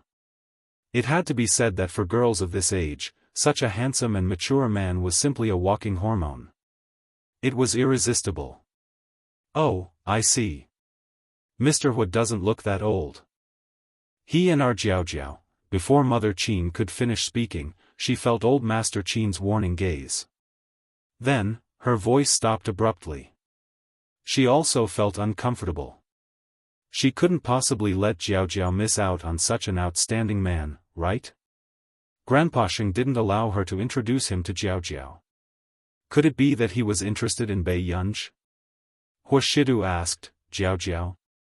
Hearing the man call her name, Qin Youjiao's heart beat faster. In the next second, Hua Shidu's magnetic voice could not hide his low laughter. It was ostentatious and light. Chapter 63. Before Bei Yunj could pick up the food, she heard this. After that, the man's tone was neither fast nor slow. His lazy voice tickled her eardrums. However, older brother still likes Yunyun more. Instantly, all eyes were on her, from shock to disbelief. What was going on? These two knew each other? Suddenly, Qin Youjiao's face turned green and red. Her expression was extremely ugly as she looked at Bei Yunj instinctively. How did Bei Yunj know such a man? When Old Master Qin mentioned the Hua surname just now, she suddenly remembered that her friend had mentioned the Hua family. Especially the current president of the Hua Corporation, Hua Shidu. Even though she was the young lady of the Qin family now, she knew that there was a certain gap between her and this man. But at this moment, she saw with her own eyes that this handsome and dignified man called Bei Yunj Yunyun intimately. You know each other? Old Master Qin was the first to react and asked in disbelief. Bei Yunj glanced at Hua Shidu and said with a smile, "We met by chance." Hearing this, however, Yu Hanran, who was beside him, looked at Bei Yunj. The others were skeptical and thought that there might be nothing between the two of them, but he knew Master Du's temper very well. If there was nothing, why would Master Du, who had never been close to women, take the initiative to approach her? But then again, this girl was indeed eye-catching and beautiful, suddenly. Old Master Qin said with a smile, "Then it must be our Gu, who has troubled you, Mr. Hua." "It's not considered trouble." Hua Shidu smirked and saw that Bei Yunj was still staring at him. Suddenly, he chuckled faintly. His clear and magnetic voice was nonchalantly mocking. "Yun, you're not even greeting me when you see me?" Bei Yunj calmed down and looked at him with a smile. "Brother Shidu." The girl's voice was pleasant. It was not sweet, but it was inexplicably flirtatious. However, when she called him Brother Shidu, it made the man's eyes darken and hide all the light in them. His throat was a little itchy. No one noticed anything strange on Hua Shidu's face. However, Qin Youjiao could not help but speak up. "Mr. Hua, my name is Qin Youjiao." She blushed. "You can call me Jiao Jiao." Hua Shidu did not even bat an eyelid. He hummed perfunctorily, indicating that he understood. This completely different treatment made Qin Youjiao's face turn red and pale, as she bit her lip tightly. Why was this man so intimate with Bei Yunj? But when facing her, he was the complete opposite. When Mrs. Qin saw that Qin Youjiao's eyes were red, she immediately smiled and said, "A person like Mr. Hua must have been outstanding since he was a child. Our Jiao Jiao is the same. She won't lose to anyone in any aspect." Speaking of this, Mrs. Qin seemed to glare at Bei Yunj, who was beside her. However, she didn't notice that the man's gaze was turning cold. Mother Qin's words made even Yu Hanran frown. What's wrong with Mrs. Qin? She felt that the one called Jiao Jiao was her biological daughter. The other one was like Cinderella in her stepmother's house. "All right. What do you look like as the matriarch of the household?" Old Master Qin's expression darkened when he saw that Mrs. Qin could not wait to let Qin Youjiao get familiar with Hua Shidu. "I'm just afraid that Mr. Hua will be too bored here, so I let Jiao Jiao chat with Mr. Hua," Mrs. Qin said awkwardly. Chapter 64. Old Master Qin was expressionless and his words made Mrs. Qin's face turn red and pale. Mr. Qin hurriedly saved the situation. "Dad is right. Let's eat first. Let's all eat." Hearing this, everyone started to eat in silence. Only old Master Qin cared about Bei Yunj from time to time. The Qin couple beside them did not look too good. Not to mention Qin Youjiao. Until the end of the meal, Mr. Qin said respectfully to old Master Qin, "Dad, I spent a lot of time contacting Dr. Fang Gusheng recently. Why don't I accompany you to Ming City after a while and see if there's a better treatment?" "Fang Gusheng? Isn't it very difficult to invite Dr. Fang?" Old Master Qin had heard of this neurologist before. He was very famous in the industry. However, this person was arrogant and was not easy to invite. Hearing this, Mr. Qin's eyes were filled with pride and he said with a smile, "Dr. Fang gave a speech in Hengda previously and had a deep impression of Jiao Jiao. This time, he did it for Jiao Jiao's sake." With that said, old Master Qin did not expect this either. However, Qin Youjiao lowered her head shyly and said softly, "I didn't help much. It's just that Dr. Fang happened to be free, so he gave me face." "Jiao Jiao, why are you being so humble in front of your own family? Why does Dr. Fang only give face to Jiao Jiao and not others?" Mrs. Qin smiled dotingly and said to old Master Qin, "Dad, Jiao Jiao is really concerned about your matters. Apart from the 2 million yuan gift this time, she's also very concerned about your condition and hopes that you can recover soon." With that said, Mrs. Qin could not help but glance at Bei Yunj. Bei Yunj was sitting by the sofa, playing with her phone and had no intention of looking up to speak. She smirked and a trace of disgust flashed past her eyes as she turned her head away. However, she did not expect this scene to be seen by the man beside her. On the other side, Bei Yunj supported her head with one hand and saw a message. Hello, Miss Pei. I'm Stephen from our nation's medical institute. Then, before Bei Yunj could click agree, she saw two more messages. Sorry, I blacklisted Marcus 2 days ago. I only saw your project today, Stephen. I really like your project. Are you willing to cooperate with me? Bei Yunj's eyelids twitched. She could tell that Mr. Stephen was quite anxious. She quickly agreed. Gee, this project has been completed. If Mr. Stephen likes it, I can give you a follow-up. However, I have an important relative who needs brain surgery. I wonder if Mr. Stephen can help. At this moment, far away in an overseas research institute, Stephen's eyes lit up and he became excited. He quickly replied to Bei Yunj.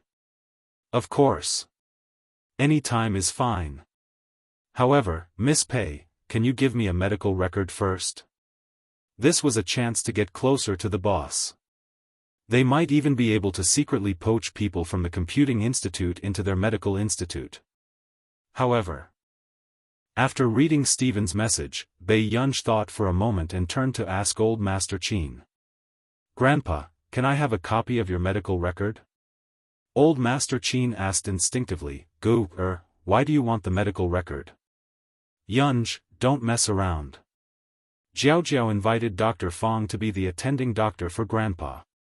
Mr. Qin frowned. Chapter 65. Bei Yunj looked at him. Can Dr. Fong cure Grandpa 100%? Mr. Qin choked. Although Fong Gasheng was a famous doctor in the field of neurology, he could not guarantee that he could cure Grandpa 100%. Back then, after Dr. Fong read Old Master Qin's medical record, he only said that he could try his best to let Old Master Qin live for a few more years. If Dr. Fong can't, why don't you let other doctors try? Bei Yunj looked at him calmly. Bei Yunj, don't treat your grandfather's life lightly. What doctor can you know? Do you not even know about quacks without a doctor's license? Are you comparing yourself to Dr. Fong? Enough. Old Master Qin's face was livid as he glanced at them coldly. When Mrs. Qin moved her mouth and could not say a word, Old Master Qin asked the butler to bring the medical record over. Old Master Qin took the medical record and walked to Bei Yunj. He handed it to her and touched Bei Yunj's head. Old Master Qin's face was full of affection. Gu is a filial child. Grandpa understands. Bei Yunj was stunned for a moment. She took the medical record and the corners of her lips gradually curled up. Grandpa, don't worry. A dark glint flashed across her beautiful eyes, but her tone sounded like she was joking. As long as there is a 1% success rate, even if I have to go to the gates of hell, I will drag you back. Not many people took her words seriously. However, Old Master Qin's eyes were red. He reached out and hugged Bei Yunj. At his age, he was not afraid of death. The only thing he was afraid of was that Gu was not doing well. Old Master Qin laughed and hid the tremble in his voice. Okay, Grandpa hasn't seen Gu get married yet. I can't bear to leave. Hearing this, Yu Hanran instinctively looked at Huashidu beside him. He saw Huashidu standing at the side. His well-defined hand tugged at his tie impatiently, and the tip of his throat moved. His usually lazy pale-colored eyes were filled with coldness and unreadable emotions. His aura was even more oppressive. Huashidu had guessed that Bei Yunj was not favored at home. Otherwise, she wouldn't have hugged a strange man's neck and asked him to take her away instead of going back with her brother. But what he didn't expect was that the Qin family's situation was worse than he had imagined. If it weren't for the fact that Old Master Qin was around and didn't need his protection, he would probably have taken the little girl away. Stephen was still waiting. Bei Yunj roughly finished reading the medical record and translated it briefly for Stephen. She also sent him the CT scan taken at the hospital. It was daytime in Country R now, so the results would probably be out soon. Bei Yunj knew that old Master Qin's condition had worsened. The longer they delayed, the more dangerous it would be. However, not long after Bei Yunj uploaded the video, Stephen quickly replied. "Stephen, this surgery is not a problem, but it must be done as soon as possible. Also, Miss Pei, send me the complete medical record tomorrow." Bei Yunj unconsciously heaved a sigh of relief. She smiled and continued to chat with him. "Gee, alright, thank you, Mr. Stephen." "Gee, when will Mr. Stephen be free? Where is the surgery?" "Stephen, since you're not feeling well, I'll go to Yuncheng. How about next Wednesday? I can also talk to Miss Pei about the project." Seeing this message, Bei Yunj was a little surprised. She knew that Stephen had placed her old master's matter first. Gee, okay, thank you very much." After chatting. Chapter 66. After Bei Yunj regained her senses, she asked, "Brother, why are you here? It's noisy inside." The man was tall and had long legs. His exquisitely tailored black suit made him look lazy and dignified. Just a casual glance from his pale-colored eyes could make one's legs turn weak. This was a mature aura that the boys in school could not compare to. "Child, were you adopted?" The man leaned closer and sized her up carelessly. His magnetic voice was low and sexy. "No." Bei Yunj seemed to have smelled the faint smell of alcohol on the man. She hesitated for a moment. "Brother, did you drink?" Before she could finish speaking, she was interrupted by a voice not far away. "Jiao, don't go. What will happen to Mom if you leave?" Qin Yojiao ran out of the hall crying and accidentally fell to the ground. Mrs. Qin chased after her anxiously. She hurriedly helped her up, her eyes filled with heartache. "Jiao, did it hurt?" "Mom, I'm not from the Qin family. I'm an outsider." Qin Yojiao sobbed. Mrs. Qin hugged Qin Yojiao. "No, Jiao will always be my only daughter. Jiao, Dad raised you for 19 years. How could I treat you as an outsider?" Mr. Qin had always been calm, but he also showed his nervousness towards Qin Yojiao. Not far away. This scene of family harmony was reflected in Bei Yunj's eyes.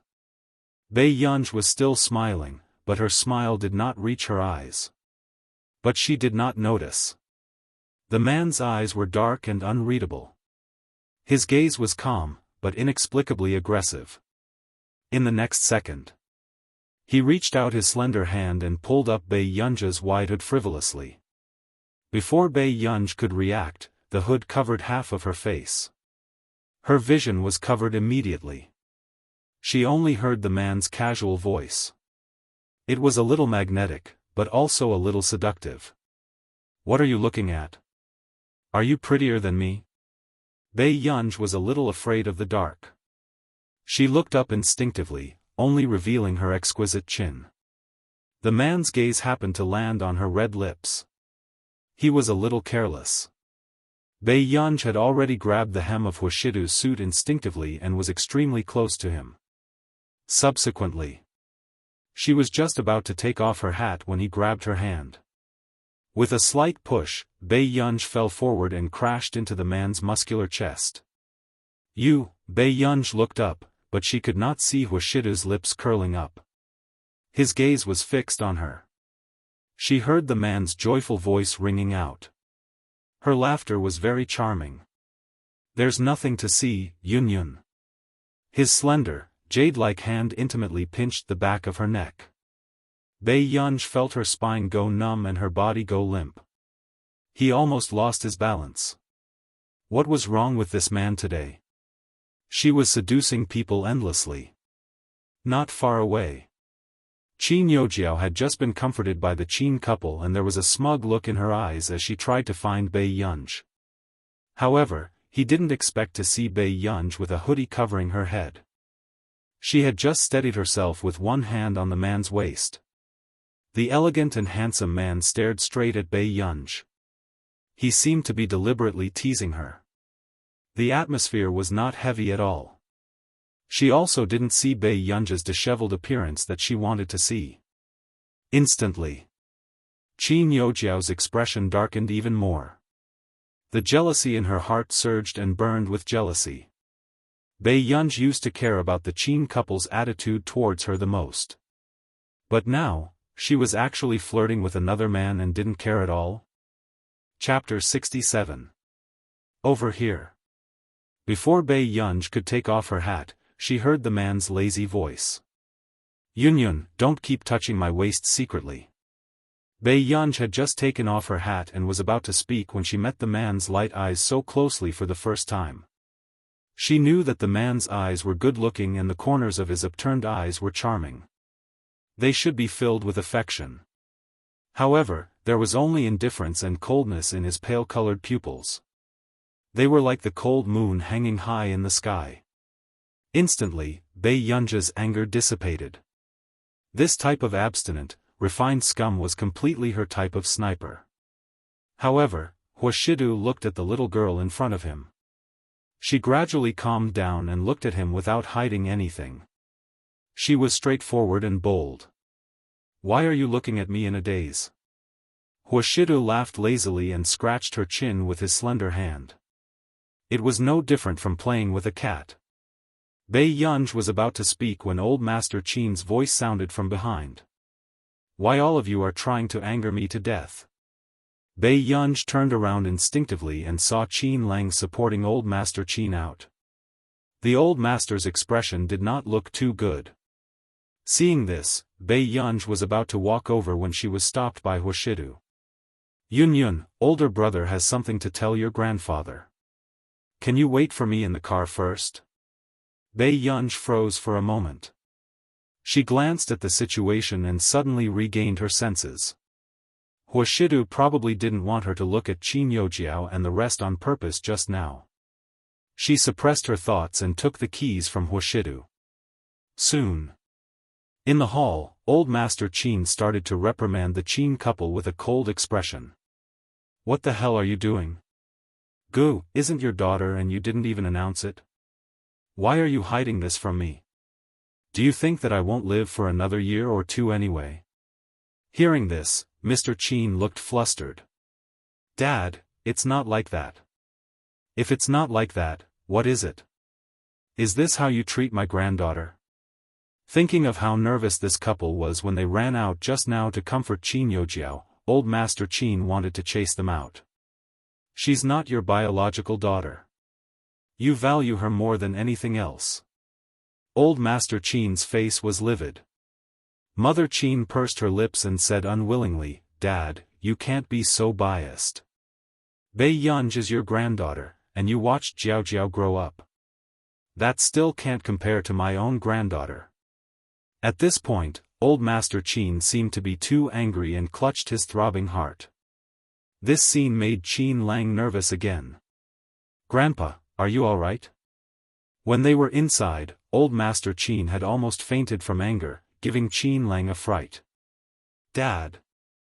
Mr. and Mrs. Qin also became nervous as guilt rose in their hearts. After that. Suddenly, there was a sound at the door. Old Mr. Qin, please take a seat first. When everyone heard this, they turned around and realized that it was Huashidu. Yu Hanran, who was watching the commotion, immediately stood up and wanted to speak to Huashidu. However, he heard Huashidu say, You can go back first. I still have something on. Yu Hanran was speechless. Was Master Du treating him as a tool? He asked him to bring him to the Qin family and now he was chasing him away. Master Du, aren't we leaving together? Yu Hanran said with a thick-skinned smile. Hearing this, Huashidu glanced at him indifferently. Chapter 68. After Yu Hanran left, Mr. Qin, who was beside him, said hesitantly, Mr. Hua, I came in a hurry today and didn't have time to choose a gift. Huashidu's tone was neither fast nor slow. Everyone in the hall was stunned. Then, they saw Huashidu walk in front of Old Master Qin. His well-defined hand placed a brand new cooperation agreement on the table. "This is my gift to Yunyun." With that said, Mr. and Mrs. Qin's expressions changed. On the other hand, Qin Youjiao, who had not dared to make a sound and had hatred in her eyes, turned pale and bit her lip tightly. She looked at the noble and casual man in front of her in disbelief. Mr. Hua, Old Master Qin was also stunned for a moment and did not look at the contents of the agreement. "I heard from Mrs. Qin just now that Yunyun only gave Old Master Qin a scarf she knitted herself." The man's thin red lips curled up and his tone was casual, but it was straightforward and ostentatious, not hiding his indulgence. "She's a little childish. But the way little girls express their likes has never been subtle. However, since Mrs. Qin thinks it's not suitable, I'll make up for it for Yunyun." Hearing this, Old Master Qin instinctively looked at the agreement and could not help but pause. It was the 3-year cooperation plan between the Hua Corporation and the Qin Corporation. One had to know that with the Qin Corporation's qualifications, it was impossible for them to cooperate with a corporation like the Hua Corporation. Working with such a corporation, other than allowing the Qin Corporation to expand their connections, just the profits brought by this cooperation alone were comparable to the total output of the Qin Corporation for a few years. Besides, the Qin Corporation almost took the majority of the profits from this agreement. "Mr. Hua, your gift is too expensive. I can't accept it." Old Master Qin immediately rejected him. If he really took this agreement, wouldn't he be selling his granddaughter? At this moment, when Mrs. Qin and the rest heard this, they could roughly guess the value of that contract. "Mr. Hua, why do you want to give Yunj a gift?" Mrs. Qin's expression softened. Mrs. Qin did not think that this man in front of her was someone who would cause trouble for himself. However, with his status, it was impossible for him to like Bei Yunj. "You can't blame Yunyun for this." The man had a hand in his pocket, his tone lazy and playful.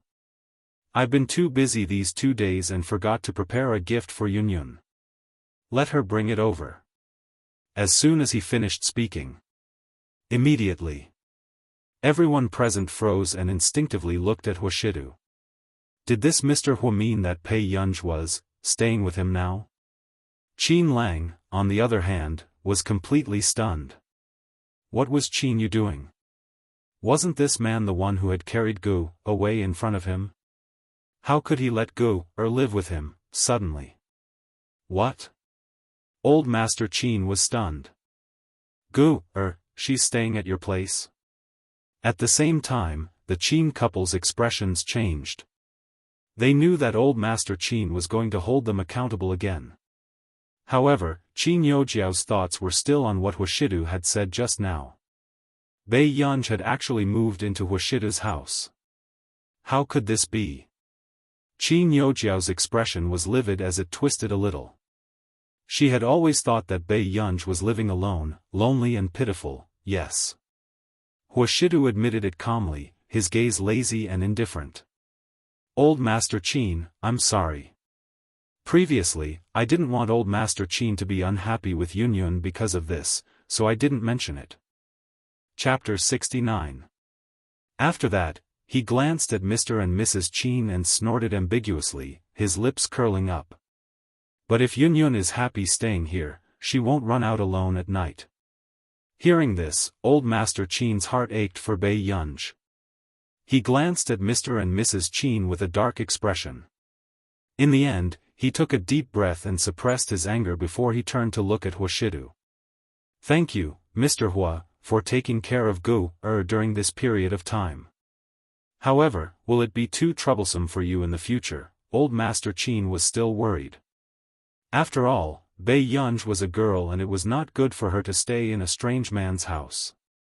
"Yunyun isn't troublesome." Huashidu's words made Old Master Qin pause for a moment. After a while, he could not help but size up the man in front of him. He was good-looking, the heir of the Hua family, and an unreachable elite in everyone's eyes. It could be said that he was impeccable. It was no wonder that Mrs. Qin would think of a way to get Qin Youjiao and Huashidu together. After that, as expected, Mother Qin opened her mouth. Yunj is a girl after all. It's not convenient for her to stay at Mr. Hua's place. Why don't we let Yunj go back? I think it's quite good to stay at Mr. Hua's place. Old Master Qin interrupted calmly.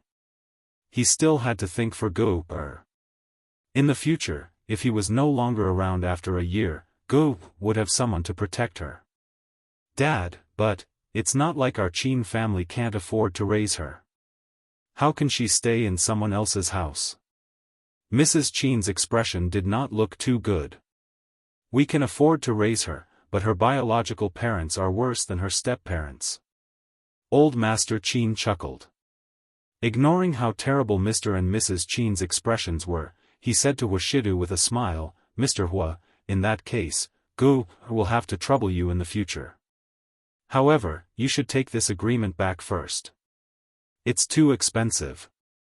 If Old Master Qin really minds, you can treat it as a gift from Yunyun. Huashidu's thin lips suddenly curled up. However, I also want to ask Old Master Qin for a promise on behalf of Yunyun. What promise? Old Master Qin asked. In the next second. Huashidu's low and magnetic voice sounded slowly. Yunyun is one of the 4 heirs of the Qin family. One of the 4 heirs. Other than the 3 older brothers, Pei Yunj had to be the only heir. Shortly after, the Qin couple's faces turned pale. Qin Youjiao's nails dug into her flesh. Her eyes widened in disbelief as she trembled all over.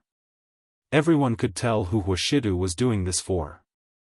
Dad, Jiaojiao has been with us for so many years, how could she? Mother Qin panicked and hurriedly tugged at Father Qin's hand, hinting for him to persuade him. Mr. Qin regained his senses and chimed in. Mr. Hua, although Jiaojiao is not our biological daughter, she is still a member of the Qin family. I hope Mr. Hua won't take what happened today to heart. Yes, actually. Jiaojiao's personality is also very good. If Yunj said anything to you, Mr. Hua, it's not true. Mrs. Qin hurriedly explained for Qin Youjiao. Does Mr. Hua also think that I snatched all of this from Bei Yunj? Qin Youjiao asked. She bit her lips again with a stubborn look on her face.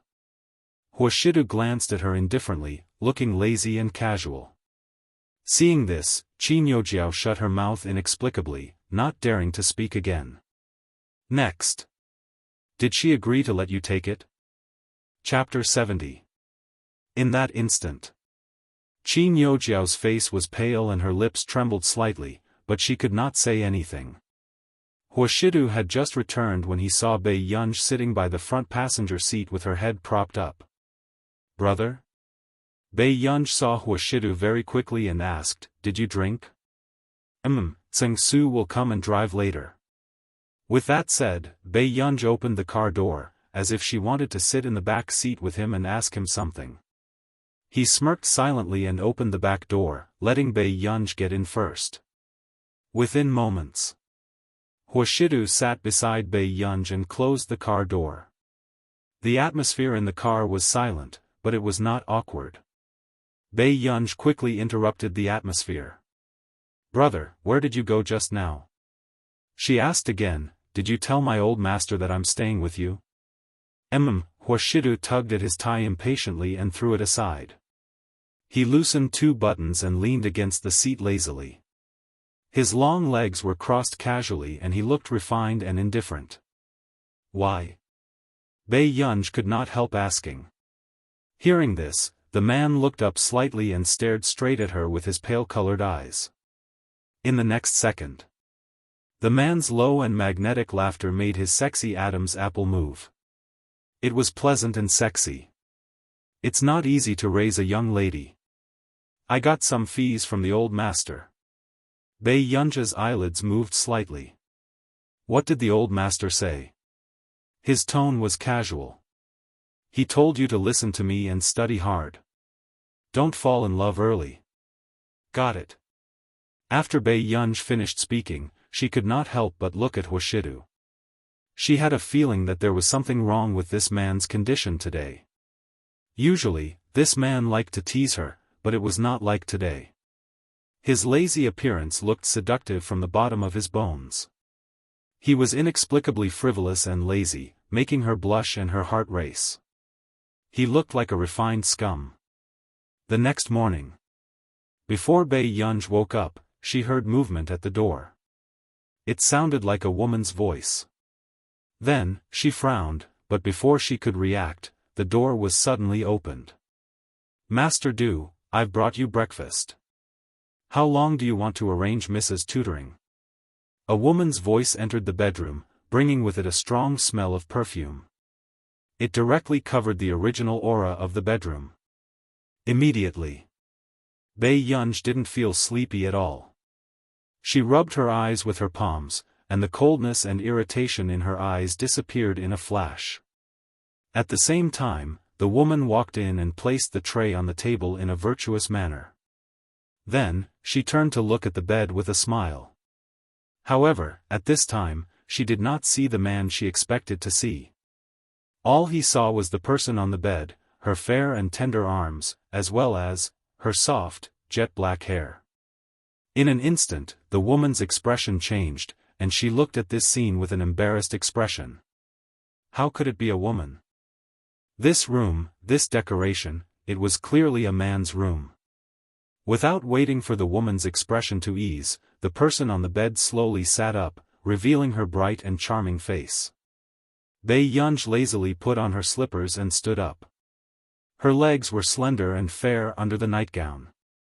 "Tutor me?" Bei Yunj laughed and asked again.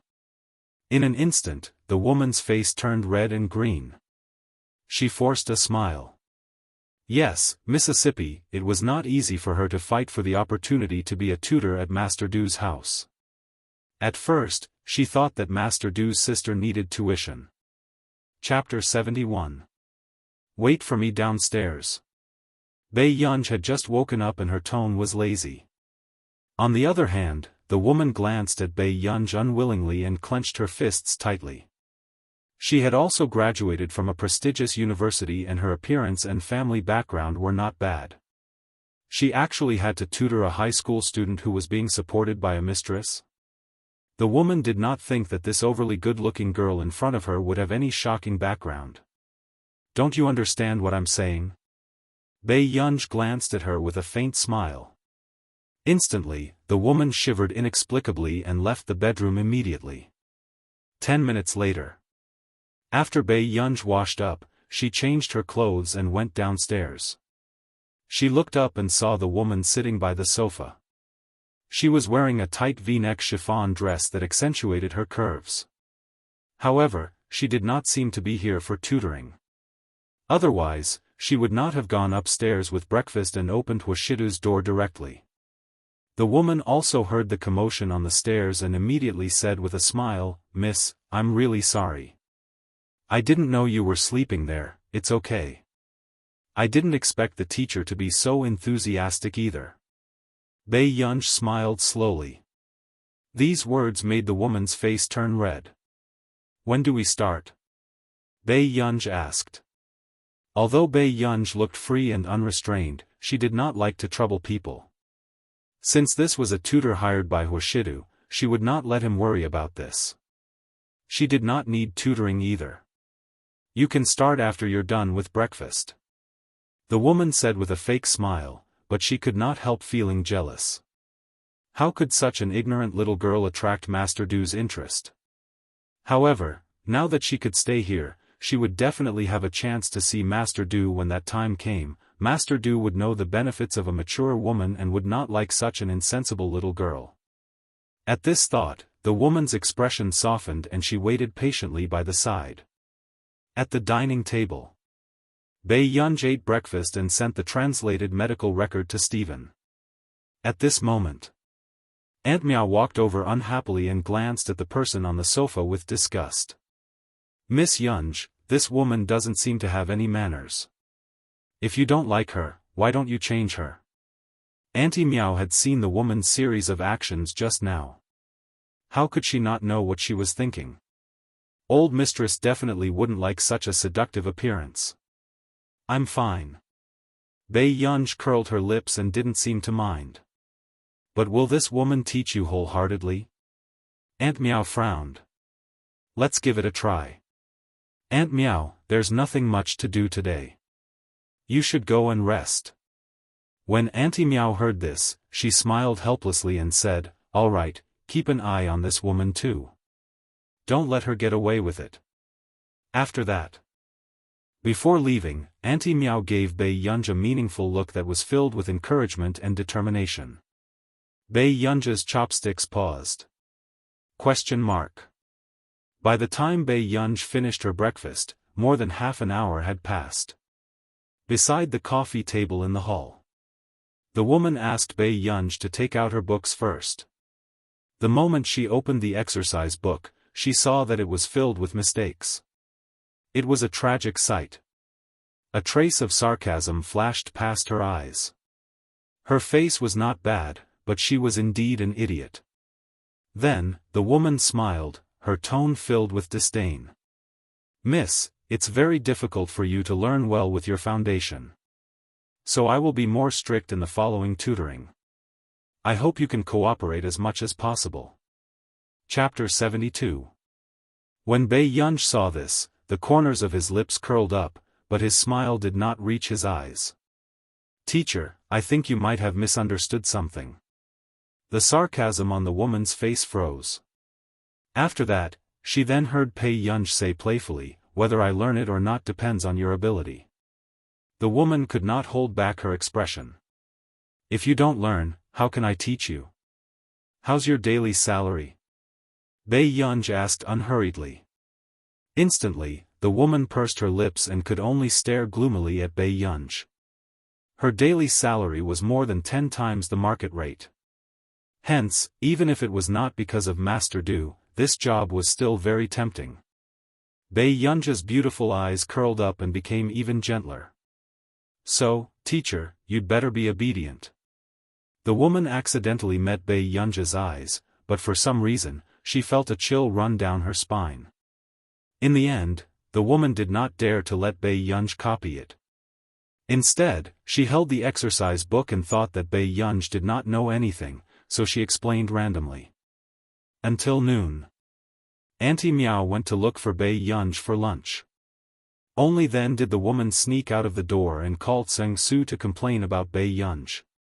In the company. After hearing this, Huashidu did not even lift his thin eyelids. His tone was indifferent. Change a tutor. When Seng Su heard this, he could not help but look at Huashidu. If this had happened to the little young master, he would have probably been punished. But if it was Miss Pei, she would remove him from the tutor. Master Du, why don't we change to a better-looking male tutor? Seng Su thought that he was smart. Girls will be more obedient to good-looking men. The man's eyelids twitched slightly. His sneer was a little cold and indescribably dangerous. You know how to cater to her interests. Seng Su's scalp went numb, and he immediately sobered up. He immediately changed his words. Actually, Miss Pei is easily tempted at her age. I think it's better for a female tutor. Hearing this, Huashidu glanced at him indifferently. The pressure he felt was overwhelming. The man lowered his eyes. Seng Su had just heaved a sigh of relief when he heard him say casually, "Come back with me later." When Seng Su heard this, he understood that Huashidu wanted to go back and visit Bei Yunj. Yes. Afternoon.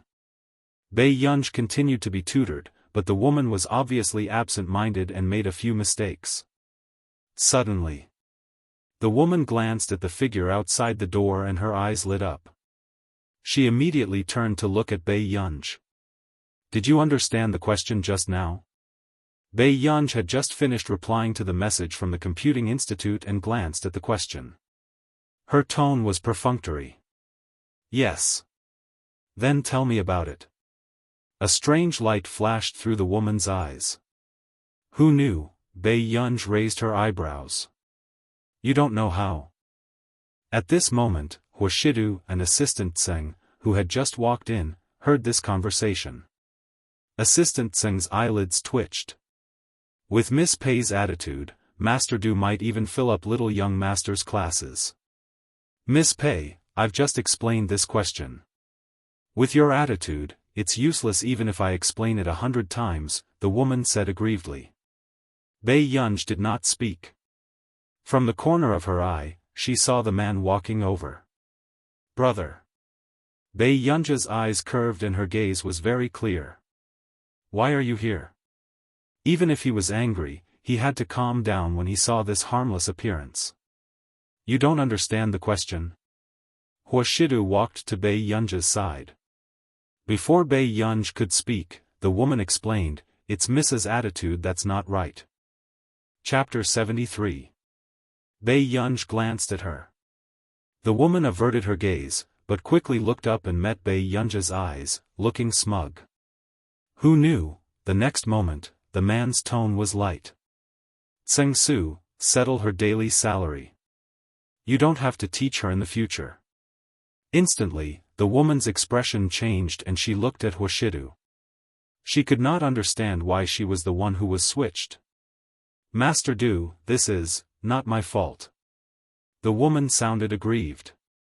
Huashidu's gaze shifted away from the exercise book. Which question were you teaching her just now?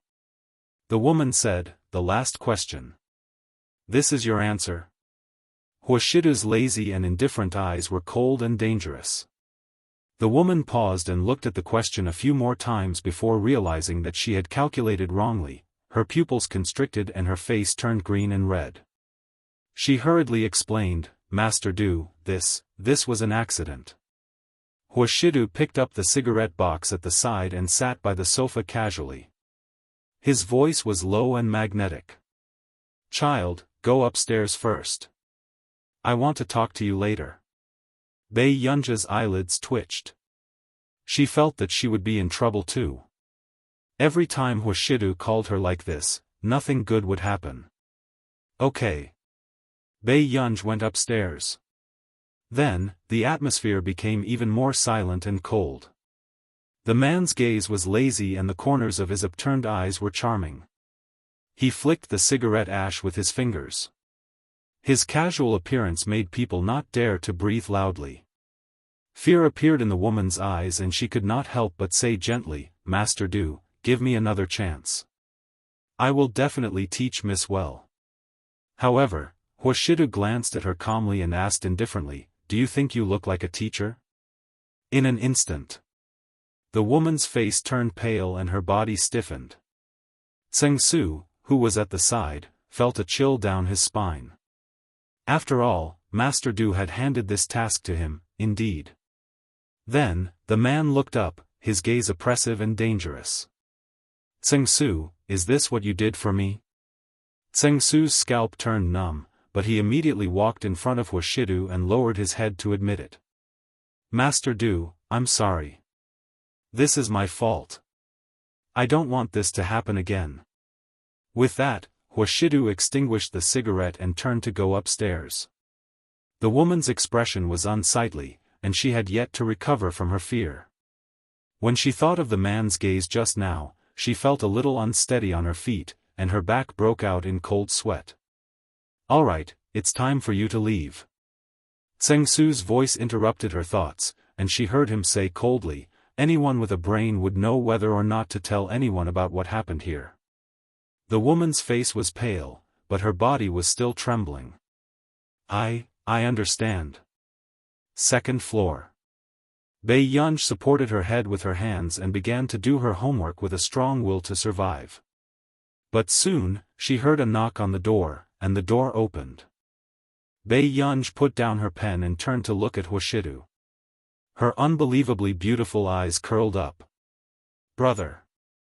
Huashidu glanced at her and sat opposite her.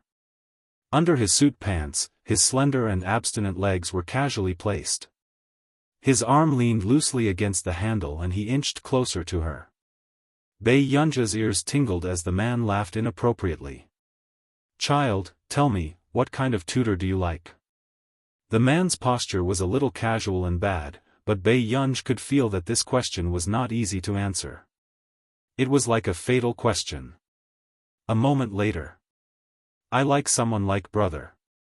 Chapter 74. After saying that, Bei Yunj even smiled reservedly. When the man heard this, his gaze was unfathomable. He leaned back lazily, his slender fingers gently tapping the armrest of the chair. After a while, Bei Yunj heard the man chuckle softly. It was so sexy that it was hopelessly sexy. All right then. The smile on Bei Yunj's face froze. 40 minutes later. Hua Corporation. Bei Yunj sat on the sofa in the president's office. There were several homework books on the coffee table and a pen in her hand. There was also a bottle of milk beside her. The corners of Bei Yunj's mouth twitched. She could not help but look up at the man in the office. At this moment, Huashidu happened to be having an impromptu video conference. The higher-ups on the computer screen could feel the pressure from their president through the screen. The atmosphere was tense. Suddenly, Huashidu heard a sound not far away. He turned around and saw Bei Yunj picking up a pen. Looking at her bright eyes with a complicated expression, the man's thin red lips curled up imperceptibly. She was still a young lady after all. However, at this moment, the higher-ups who saw Huashidu's expression widened their eyes and looked at this scene in disbelief.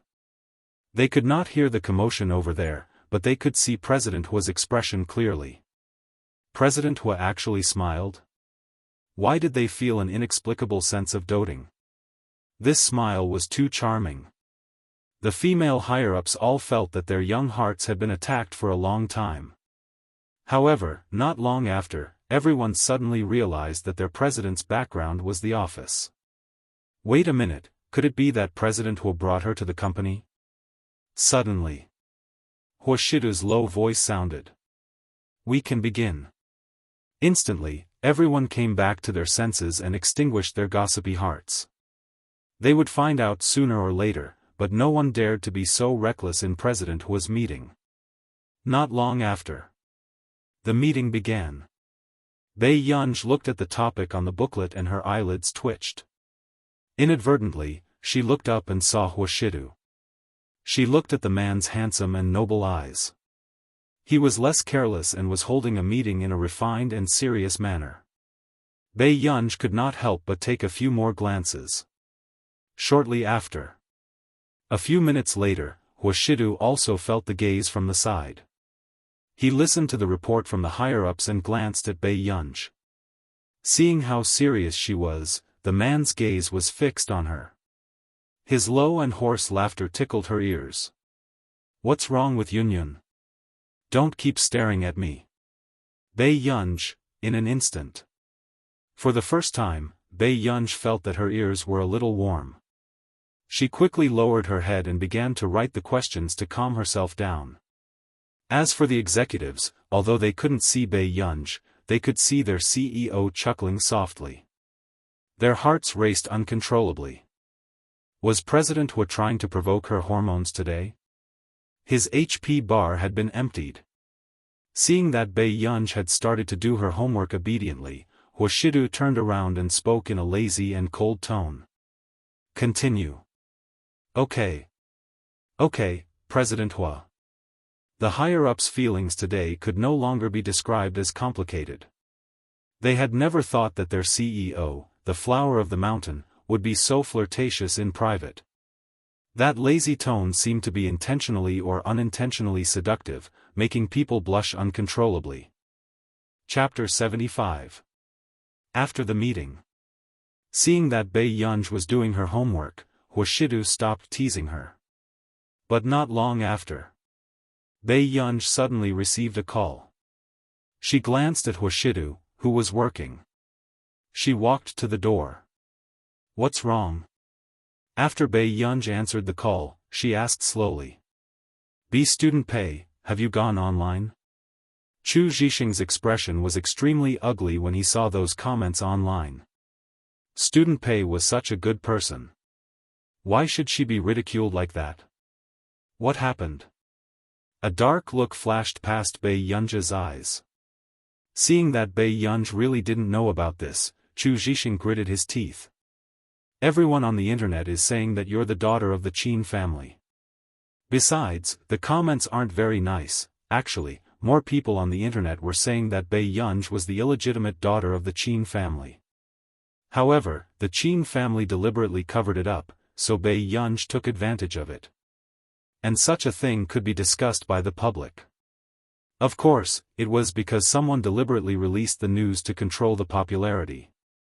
As for the person who did such a thing, other than Qin Youjiao, no one else would do it. After all, Old Master Qin had just forced the Qin couple to publicly acknowledge their daughter yesterday. Today, bad news about her started to appear. You're quite capable. Bei Yunj snorted and leaned against the wall lazily. Huh? Chu Zhixing was confused and didn't know what Bei Yunj was talking about. I got it. Thank you. Bei Yunja's red lips curved, looking calm. You're welcome, Chu Zhixing said worriedly. Student Pei, let the Qin family settle this quickly. He saw that Qin Youjiao's fans had gone crazy and were insulting Bei Yunj everywhere. They accused Bei Yunj of snatching Qin Youjiao's things. They even dug out a lot of Bei Yunja's information and compared it with Qin Youjiao. They mocked her sarcastically. There was a huge difference between a pheasant and a phoenix. The Qin family? Bei Yunj laughed ambiguously, but there was no smile in her eyes. I got it. I'll hang up first. Okay. Chu Zhixing nodded. Not long after. Bei Yunj hung up the phone and went back to her office. Brother, can you lend me your computer for a while? Bei Yunj suddenly asked. Huashidu looked at his watch. Bei Yunj had been writing for more than an hour just now. The man nodded. Is a notebook okay? Anything is fine. Bei Yunj sat beside Huashidu and looked at him with a smile. Seeing this, the tip of the man's throat rolled, overflowing with a faint chuckle. He placed the notebook in front of Bei Yunj. After the break, I still have to continue writing. The man said casually. Bei Yunj. Okay. Within a few minutes, Bei Yunj logged into the social media app and saw the entry at the top of the list. Hashtag Qin family Bei Yunj. Hashtag her beautiful eyes curled up, but there was no emotion in her eyes. After clicking on it, she roughly flipped through the content. It was nothing more than a marketing account that had exposed her family background and her school situation. However, the most vicious people were Qin Youjiao's fans and a large number of righteous netizens. Even illegitimate daughters are causing trouble these days. Who is she trying to disgust? Goodbye, is there something wrong with the Qin family's brains? People who can't be seen in public shouldn't appear in front of the public. It's an eyesore. Smile, don't compare my Jiaojiao to someone. My Jiaojiao went on a piano tour when she was 19 years old. What about her? Ask if she's worthy first. Chapter 76. However much face Qin Youjiao can bring to the Qin family, a certain someone can bring shame to the Qin family. Congratulations to the Qin family for getting rid of the scourge. How disgusting. Do you think you're a phoenix just because you've climbed up the social ladder?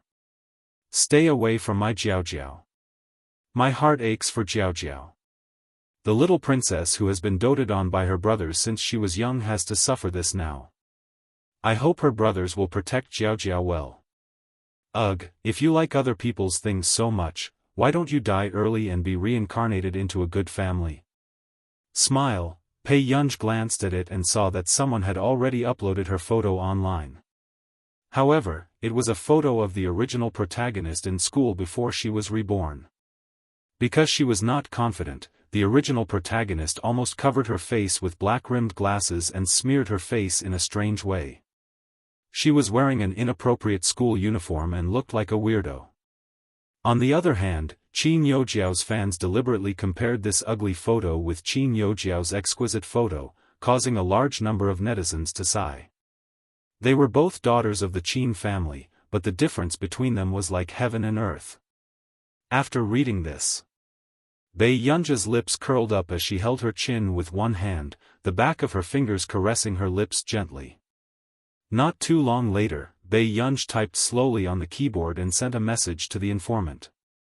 "Aren't you going to consider deleting the comment and apologizing?" A certain newspaper reporter, who was happy and smug because he had just gotten a few 100,000 yuan, could not help but sneer when he saw this message. Where did such a meddlesome person come from? If he didn't delete the comment and apologize, what could this person do? At this thought, he laughed contemptuously and replied to Bei Yunj. "What if I don't?" Smile, what kind of joke was this? Someone had sent him a few 100,000 yuan just to post such a piece of news. Why should he delete it? Then, he replied to the comments section leisurely and fanned the flames, not caring about what trouble he would cause. After all, even if the Qin family wanted to go to court with him, public opinion was on his side now. At that time, who knew who would be scolded more harshly? At this thought, he glanced at Bei Yunja's chat and laughed mockingly. Where did this idiot come from? There were so many mouths online, who had the ability to care? In the office, Bei Yunj couldn't help but laugh when she saw the arrogant reply from the marketing account. Her clear and melodious laughter attracted the gaze of the man beside her. What happened? I'm fine. Bei Yunja's smile disappeared. Her slender and beautiful fingers began to dance on the keyboard. Her eyes were unfocused and emotionless. Seeing this, Huashidu was interested, but he did not intend to disturb the little girl from playing with the computer. 10 minutes later, a certain newspaper reporter, who was so happy that he wanted to go to the bank to withdraw money to count the money, was stunned and almost couldn't laugh anymore. What's going on? He looked at the mouse arrow on the screen and moved on its own. Then, he stopped breathing. After he came back to his senses, he frantically tapped on the keyboard and clicked on the mouse. However, he could only see the arrow slowly entering his personal account, as if it was looking for something. F***ck? The newspaper reporter immediately had a bad premonition, and a chill ran down his spine. After coming back to his senses, he hurriedly made a phone call, wanting to seek help from his computer science friends. However, the next moment, the arrow on the screen suddenly stopped moving. When the reporter saw this, he was stunned for a moment. He thought that there was a bug just now, and then he heaved a sigh of relief. However, he didn't expect that before he could relax, he would see another line of words in the chat box just now. Chapter 77. Seeing this, the newspaper reporter's eyes widened and a chill ran from his spine to the back of his head. Who was this person? What was this person trying to do? Soon, the mouse arrow on the screen gave him the answer. His friend had just answered the call and asked him what had happened. However, his hands were trembling and his phone fell. He watched as the mouse arrow turned left and right slowly as if it was torturing him on purpose. Soon, the arrow found the sign to cancel the account. At this moment, he stood up suddenly and shouted anxiously. He grabbed the screen like he was crazy and shook it with all his might. No! No! Stop it now. The things on the computer table were all flipped to the ground by him. His face was pale and he smashed the screen with all his might, but he still saw the dialog box appear. Are you sure you want to cancel your account? Then, that arrow directly clicked, confirm. F***ck. The bespectacled man with a head full of feathers smashed the computer. He slumped onto the chair and rubbed his hair with all his might. His eyes were bloodshot. His account could bring him at least a few million yuan. But now, he had lost his account because of a few 100,000 yuan? The bespectacled man even had the intention to kill someone and his face was filled with despair. He had worked hard for 4 to 5 years to build up his account. Within half an hour, Several big accounts that used the same article to spread rumors about the Qin family and Bei Yunj received the same greeting. At first, no one took it seriously. In the end, dozens of big accounts disappeared. Then, in the group chat of these big accounts, someone started to crazily at their friends who had not been blown up, telling them not to repost the things that were at the top of the trending searches. It was not worth it for the sake of popularity. It was not worth it to lose one's account. On the other hand, Qin Youjiao's fans and netizens who were about to fight to the end suddenly felt the abnormality at the top of the trending searches. They found that most of the big accounts had disappeared into thin air. What was going on? Many people could not help but be curious. They clicked on the list of people they followed and looked for the big accounts they followed. They found that several big accounts that they had followed before had disappeared. As for a few marketing accounts that had foresight, it was a good thing that they left a side account. However, they were all making strange movements. "I'm sorry, Immortal, I was wrong, bye-bye, let me go, brother. I apologize. I shouldn't have eaten the melon blindly. I'm turning over a new leaf. Stop staring at me. Fortunately, I have a SMUF account. Otherwise, you wouldn't be able to see me again. Don't ask me why my main account is gone. If you ask, I deserve it. From today onwards, please pay attention to social news and artists' works. Don't simply gossip." Heartbreak, the netizens and Qin Youjiao's fans were speechless. What was going on with these bloggers? Why did he look like he had been educated by society and had turned over a new leaf? After that, many people clicked on the first entry with doubts, wanting to see the comments inside. However, he discovered that it had been completely emptied. The netizens who saw this scene inexplicably felt that danger was approaching. They carefully exited the hot search and asked the bloggers what was going on. However, Qin Youjiao's fans refused to believe it and scolded her even more ruthlessly. But in the end, as soon as he sent it out, the phone automatically froze. Chapter 78. What's wrong with her? Is her phone broken? The girl who had just left dozens of comments for Qin Youjiao was instantly furious. Their fan group had even photoshopped a picture of her. They were prepared to scold that illegitimate daughter to the point of death. But at this time, she actually dropped the ball. This was too strange. The girl suppressed her anger. Seeing that the page could not be moved, she had no choice but to turn off her phone and restart it. However, a few minutes later, the girl restarted and found that she could not even click on her social media app. It was as if she had entered a period of censorship.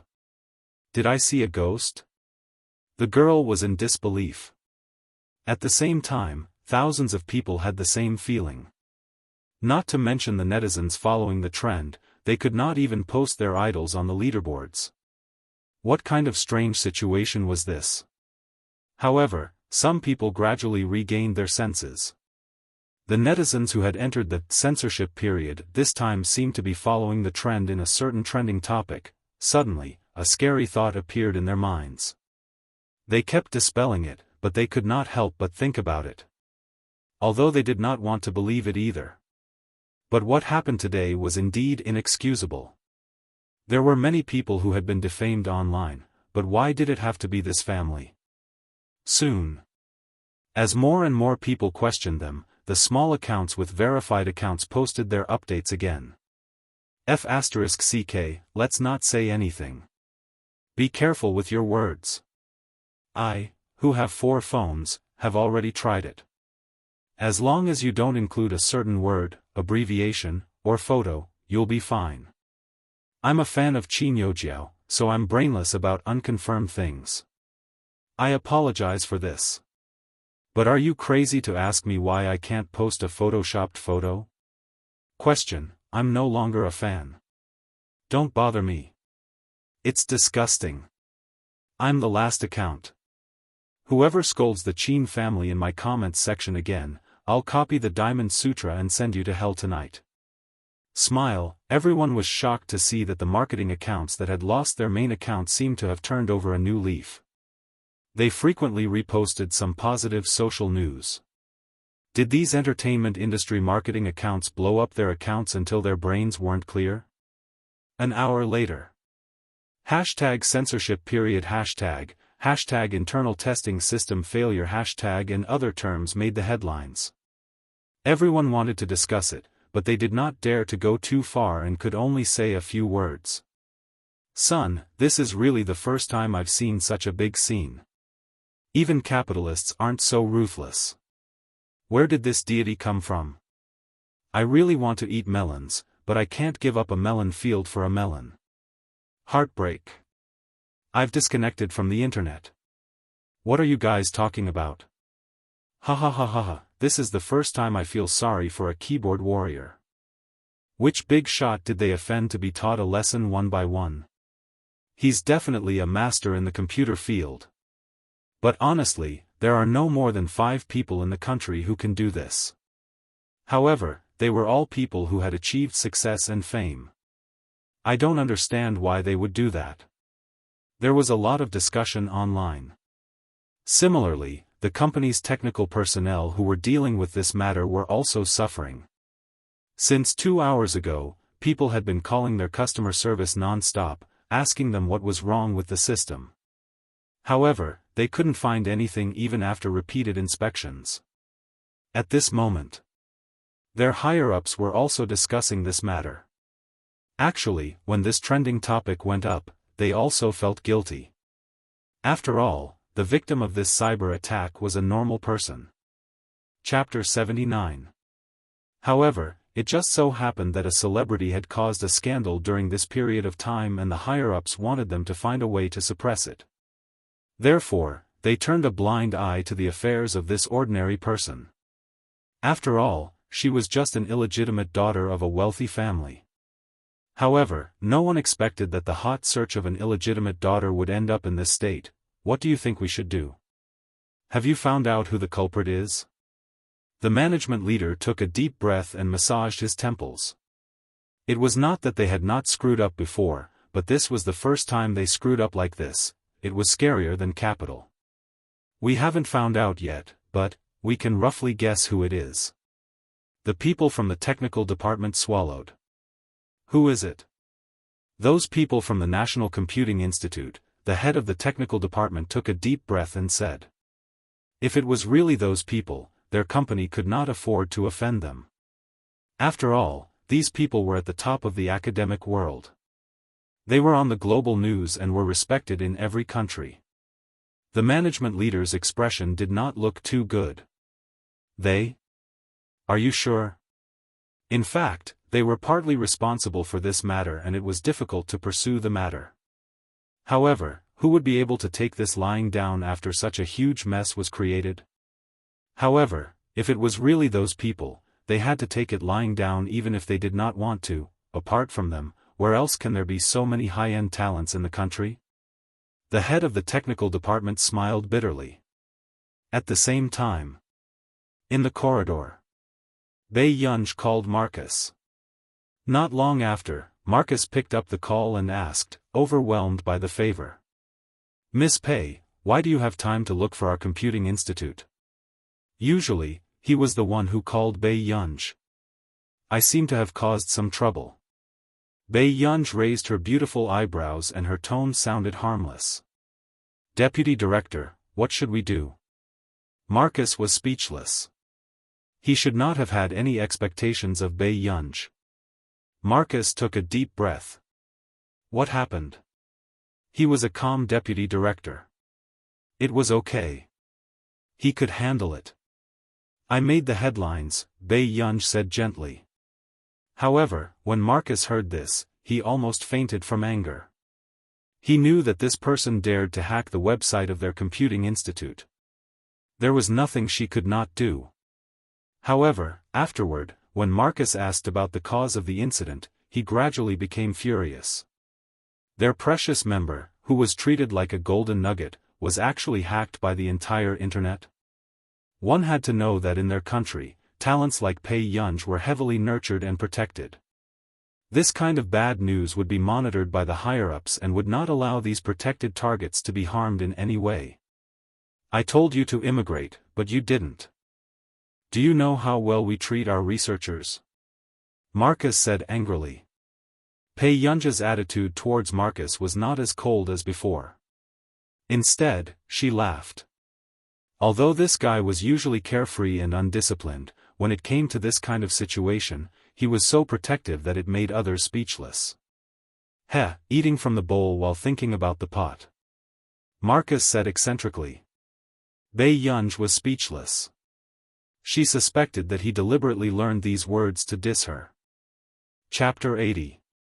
There were more and more rumors about the headlines outside. The top computing institute in the country also knew about what happened today. The 5 or 6 suspects were also suspecting each other. In fact, a few minutes later, everyone immediately locked onto the target. Was it you? Was it you? You little brat, how dare you smash other people's headlines? The bureau chief roared angrily and slapped the back of the young man's head. The young man hugged his head, feeling wronged and afraid. He retorted in disbelief, "Old master, can you be reasonable? Why must it be me? He really didn't do anything. Why are they suspecting me all of a sudden? You're the youngest person in the institute. You're the only one who chases celebrities." Thinking of this, the bureau chief with gray hair picked up the broom beside him and chased after him. How dare you quibble? How dare you say it's not you? The young man who had been beaten up felt extremely wronged. In the end, he hid in the office and held the door, not letting the bureau chief in. What kind of suffering was this? He was sitting at home, but trouble came from the sky. The young man didn't forget to struggle. It really wasn't me, old master. The female celebrity I like isn't this either. Moreover, the person who was attacked online this time is a normal person. I don't know her at all. The bureau chief's anger had mostly dissipated, but he was still skeptical. Although this fellow had never done anything particularly unscrupulous in the past, he had never done anything particularly reckless. But other than him who was unruly, it was impossible for the rest of the people in the institute to do that. If it wasn't you, who else could it be? The rest of the people in the institute who have this ability are already in their 40s or 50s. Who likes to surf the internet? Why must it be someone in our institute? The young man retorted instinctively. However, these words unexpectedly stunned the bureau chief. Not long after, he muttered to himself, "You're saying that it could be someone else?"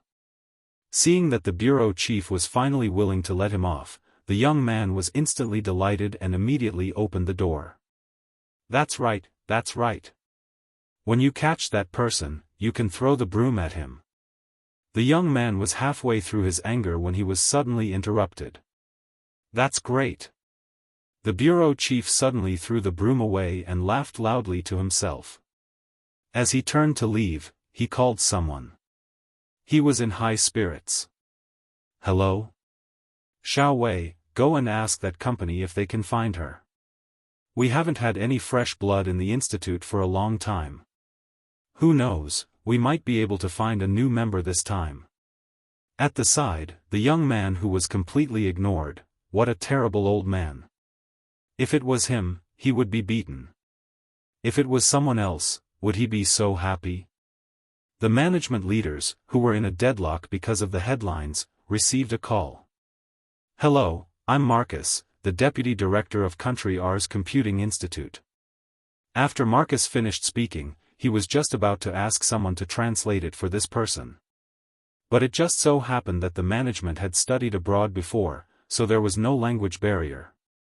"Hello, hello. Are you Mr. Marcus?" The management leaders were excited and surprised. They found it hard to believe. Why would Marcus call him? Even if he wasn't in the computer field, he knew what kind of person Marcus was. He was one of the most respected researchers in Country R. "Since you can understand, that's great. Is it convenient for you to have a video conference? I want to talk to you about your company's matters this time." Marcus' tone was cold and arrogant. Chapter 81. WR Companies Matter. The management leader's expression changed and his tone was a little slow. He suddenly had a bad premonition. Yes. Marcus did not intend to talk nonsense with him. When the management leader came back to his senses, he quickly nodded. Okay. Sure, please wait for a while. Soon. After he asked the people in the meeting room to leave, he immediately received a video call from Marcus. He looked nervous. Hello, Mr. Marcus. He smiled stiffly.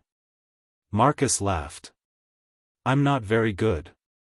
Marcus did not intend to waste time and asked directly, what's your position in the company? I'm the company's vice president. The vice president quickly said. Okay. Marcus glanced at him with a forced attitude and asked coldly, does your company know who is the person you used to block the scandal of your artist? When the vice president heard this, a premonition that made his scalp tingle grew stronger. Isn't it, the illegitimate daughter of the Qin family? Marcus sneered. She's the most talked about member of our computing institute. What? The vice president looked up suddenly and his pupils shrank. A member of Mr. Marcus' Computing Institute? That was the world's top computing institute. What kind of joke was this?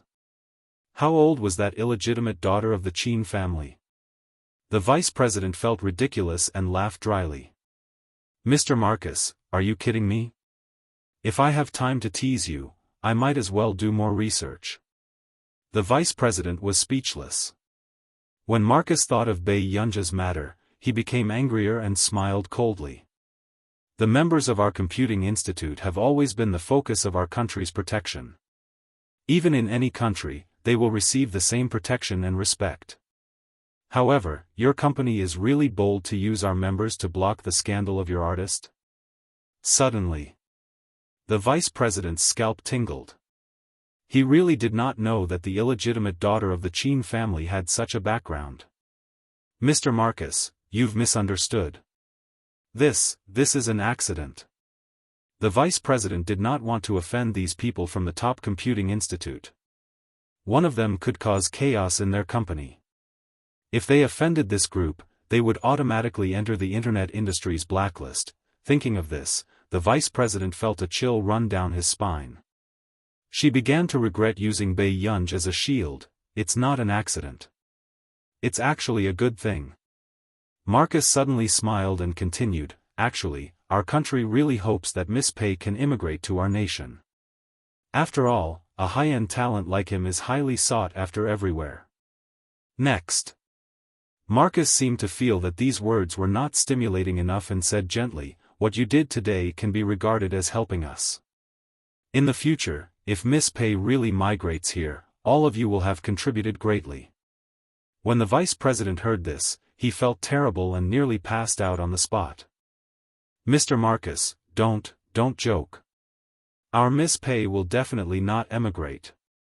When the vice president thought about how he might be labeled as a traitor one day, he felt weak all over. No way. Bei Yunj must not immigrate. Otherwise, he would really be done for, is that so? Marcus smiled. But speaking of which, Miss Pei really doesn't intend to emigrate. But this time, she seems to be quite unhappy. Chapter 82. Mr. Marcus, I'll handle this matter properly and apologize to Miss Bei Yunj. The vice president immediately replied. Upon hearing this, Marcus raised his eyebrows and did not provoke him further. Freeze the settings of the login software. It will be removed in 3 days. The vice president hurriedly nodded. Okay. It was fine if it was not removed, as long as that ancestor was happy. As for Miss Pei, I hope you won't say anything that you shouldn't say. She doesn't like these things, Marcus added. Don't worry, I'll keep my mouth shut. I'll have to trouble Mr. Marcus to deal with this matter personally. Marcus glanced at him and cut the video. Okay, I'll go back to work. Goodbye, Mr. Marcus. The vice president's smile stiffened. After the video ended, he lay paralyzed on the chair.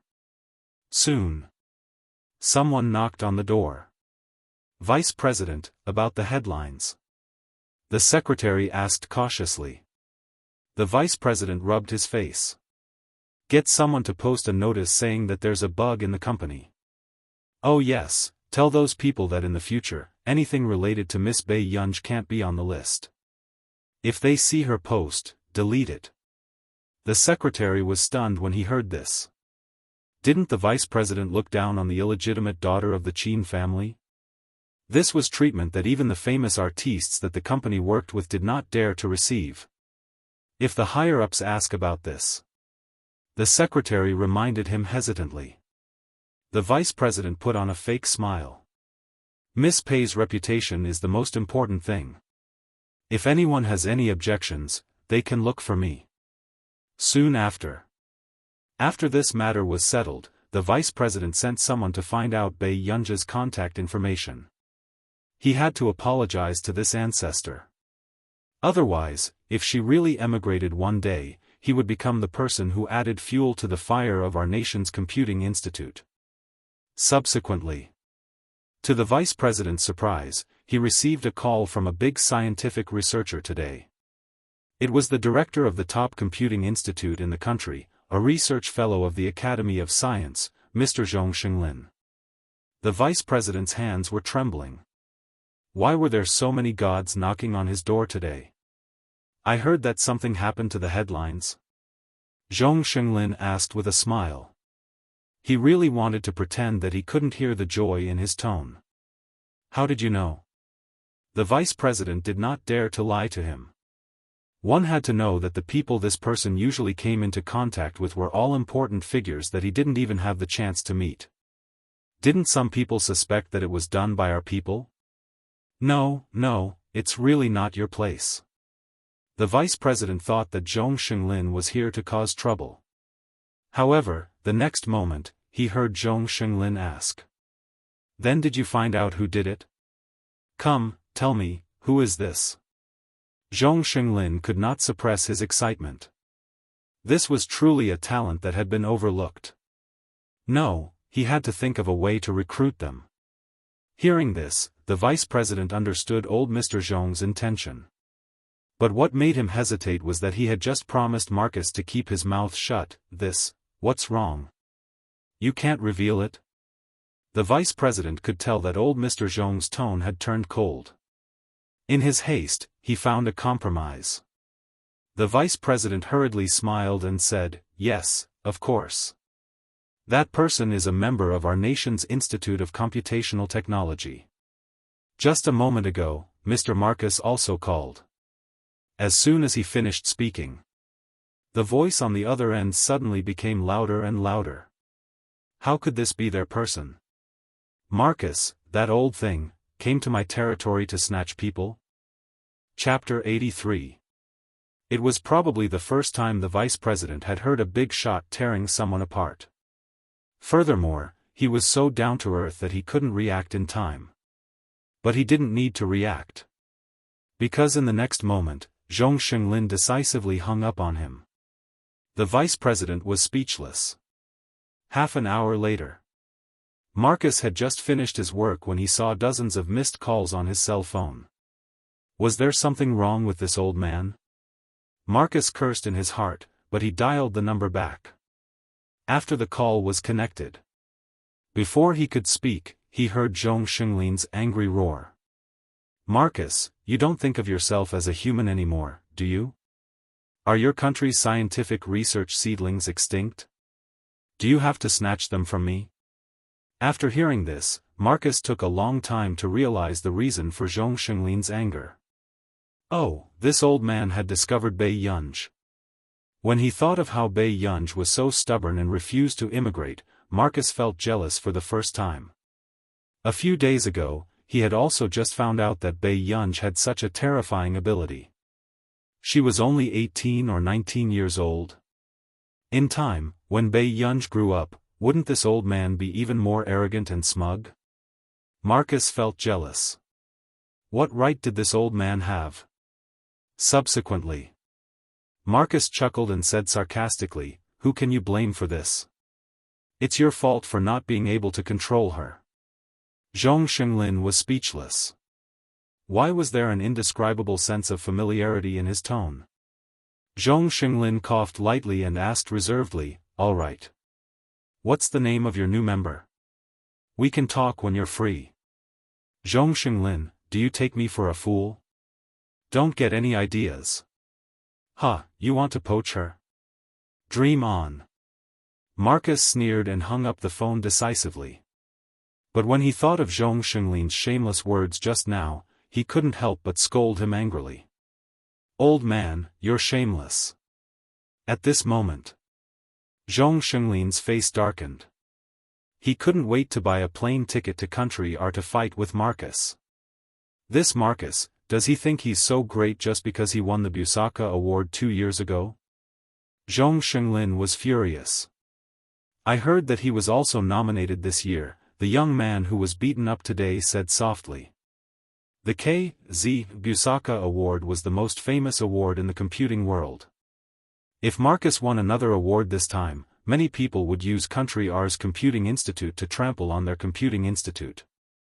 Zhong Xinglin glared at him. "You know that too? You're the most talented person in our institute, but you're still slacking at work every day. If you had worked hard, I wouldn't have had to suck up to that old bastard Marcus to snatch you." The young man was speechless. How could he be blamed for this? Even if he did research to death, he wouldn't be able to catch up to Marcus in 6 or 7 years. The inspector, the Bushiza's Busaka. Zhong Xinglin rolled his eyes and said angrily, "Snatch? That guy Busaka Bushu bushes to Lu, but I'm curious too. I don't know how powerful this new member is to make Marcus so nervous." The young man shrugged. "Isn't that easy to find?" He saved the damsel in distress and stood up for the illegitimate daughter of the Qin family. "If you contact that person from the Qin family, won't you have a clue?" "That's right. How could I forget?" Zhong Xinglin's eyes lit up. Monday. Bei Yunj had just arrived at school when she felt the strange gazes from the people around her. Before she entered the classroom, she could hear the discussions inside. Damn, no wonder Bei Yunj is so arrogant. So she's not a poor relative, but the illegitimate daughter of the Qin family. Chapter 84. So what if she's an illegitimate daughter? Even the real young ladies aren't like her. Someone laughed sarcastically. "Sai, you're wrong. The more indecent a person's identity is, the more they like to cause trouble. As long as Qin Yojiao plays the piano, everyone will know that she's the top socialite." Another voice said disdainfully, "As for those with shameful identities, they can only rely on claptrap." That's right. Yojiao's brothers dote on her so much. As for someone, she's probably just someone who gets despised. When Bei Yunj walked to the door, she had heard most of these words. However, Bei Yunj did not expect to hear the sound of tables and chairs colliding before she walked in. Chu Zhixing's angry voice sounded. "What right do you have to talk about Bei Yunj? At least, Bei Yunj has never insulted people behind their backs." Hearing this, Bei Yunj, who was at the door, froze. Previously, Chu Zhixing had said that he wanted to follow her. However, she was not an easy person to get along with, so she rejected him directly. However, she did not expect Chu Zhixing to speak up for her at this time. Soon, a few chattering girls blushed and glared at Chu Zhixing. Someone laughed coldly. "Disgusting. I didn't expect there to be Bei Yunj's lapdog here. We're not qualified. Doesn't Bei Yunj want to be talked about by everyone?" Another pure-looking girl said harshly, "What right does she have to snatch Qin Yojiao's things? She should take a look at herself first." At this moment, the girl's words became sharper and sharper, but they did not notice that Bei Yunj had casually brushed a strand of her black hair behind her back. Her slender and fair index finger twirled and played with it as she walked over leisurely, her beautiful eyes raised lazily. "Continue." The moment Bei Yunji's voice sounded, several girls who were talking behind their backs froze and their faces paled. It was as if they did not expect Bei Yunji to come so early. "Xiao Chu, are you too free?" Bei Yunji walked up to Chu Zhixing and asked calmly. When Chu Zhixing heard this, he thought that Bei Yunji was blaming him for being a busybody. His entire body froze.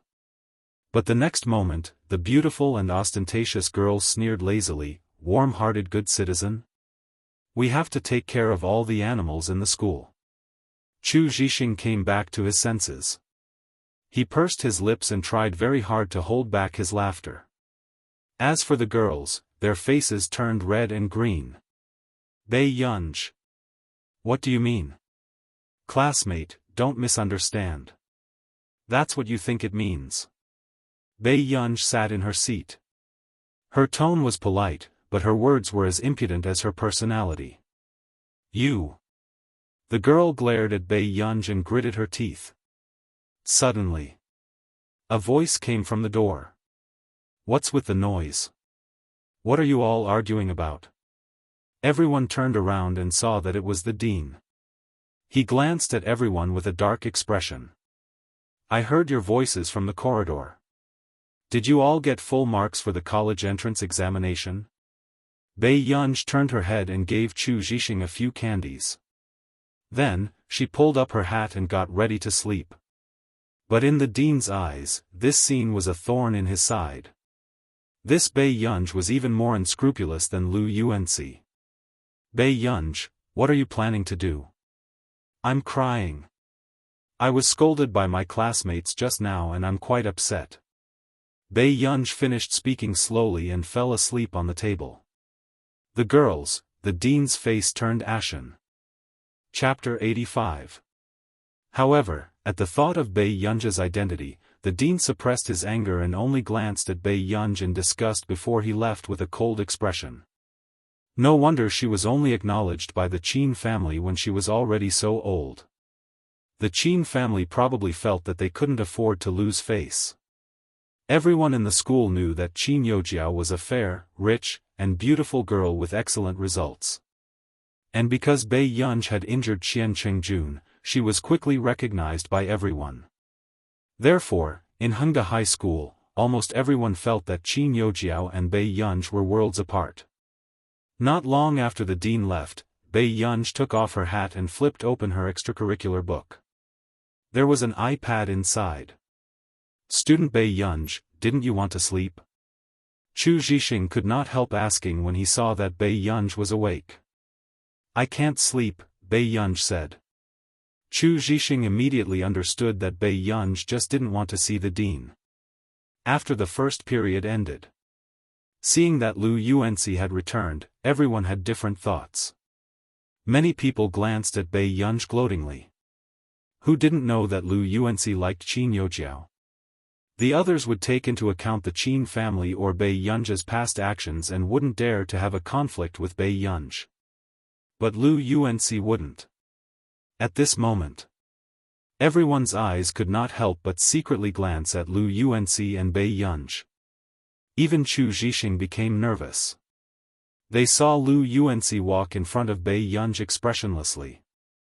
"Are you done with your homework? Let me copy it." Lu Yuanci seemed to have just woken up and his tone was slightly low. "Why don't you borrow it from others?" Bei Yunji furrowed his eyebrows. Lu Yuanci said matter-of-factly, "It's more suitable to copy from people of similar standards." Bei Yunji threw the homework on his table and couldn't be bothered to say anything. However, seeing this scene, everyone else was stunned. Why didn't Lu Yuanci find trouble with Bei Yunji and even seem to have a good relationship with Bei Yunji? Ling Jiwei, who had found trouble with Bei Yunji before, couldn't help saying in a sharp tone, "Yuanci, don't you know her identity?" In the past, Lu Yuanci was the most protective of Qin Youjiao. But now, he actually didn't care that Bei Yunji stole Qin Youjiao. He was closer to Bei Yunji than anyone else in class. Lu Yuanci glanced at her indifferently and returned to his seat. Seeing that Lu Yuanci was ignoring her, Ling Jiwei shouted with a sharp voice, she's the illegitimate daughter of the Qin family. Lu Yuanxi's gaze gradually turned cold. He slowly looked at her and sneered, "What does that have to do with me?" He had known this for a long time. Bei Yunj. Of Bei Yunj, Bei Yunj, Bei Qin, Bei Yunj, Bei Yunj, Bei Bei. Moreover, his new deskmate was much more pleasing to the eye than those girls who gossiped every day. Although his temper was quite bad. Bei, to Yunj, to Yunj. To Yunj Bei. Bei Yun. Yunj Yus Bei Ieeiyang Yuto Yyyyyyyyyyyyt. Seeing Bei Yunj looking at her, Ling Jiwei suppressed her inexplicable fear and questioned, "Aren't you?" Bei Yunj raised an eyebrow, as if she had suddenly thought of an interesting joke. Illegitimate daughter? That seems to be easier to accept than Miss Qin's identity. These words immediately caused the others to be confused. What did Bei Yunj mean? However, Lu Yuanxi's hand stopped and his eyes darkened as he glanced at Bei Yunj.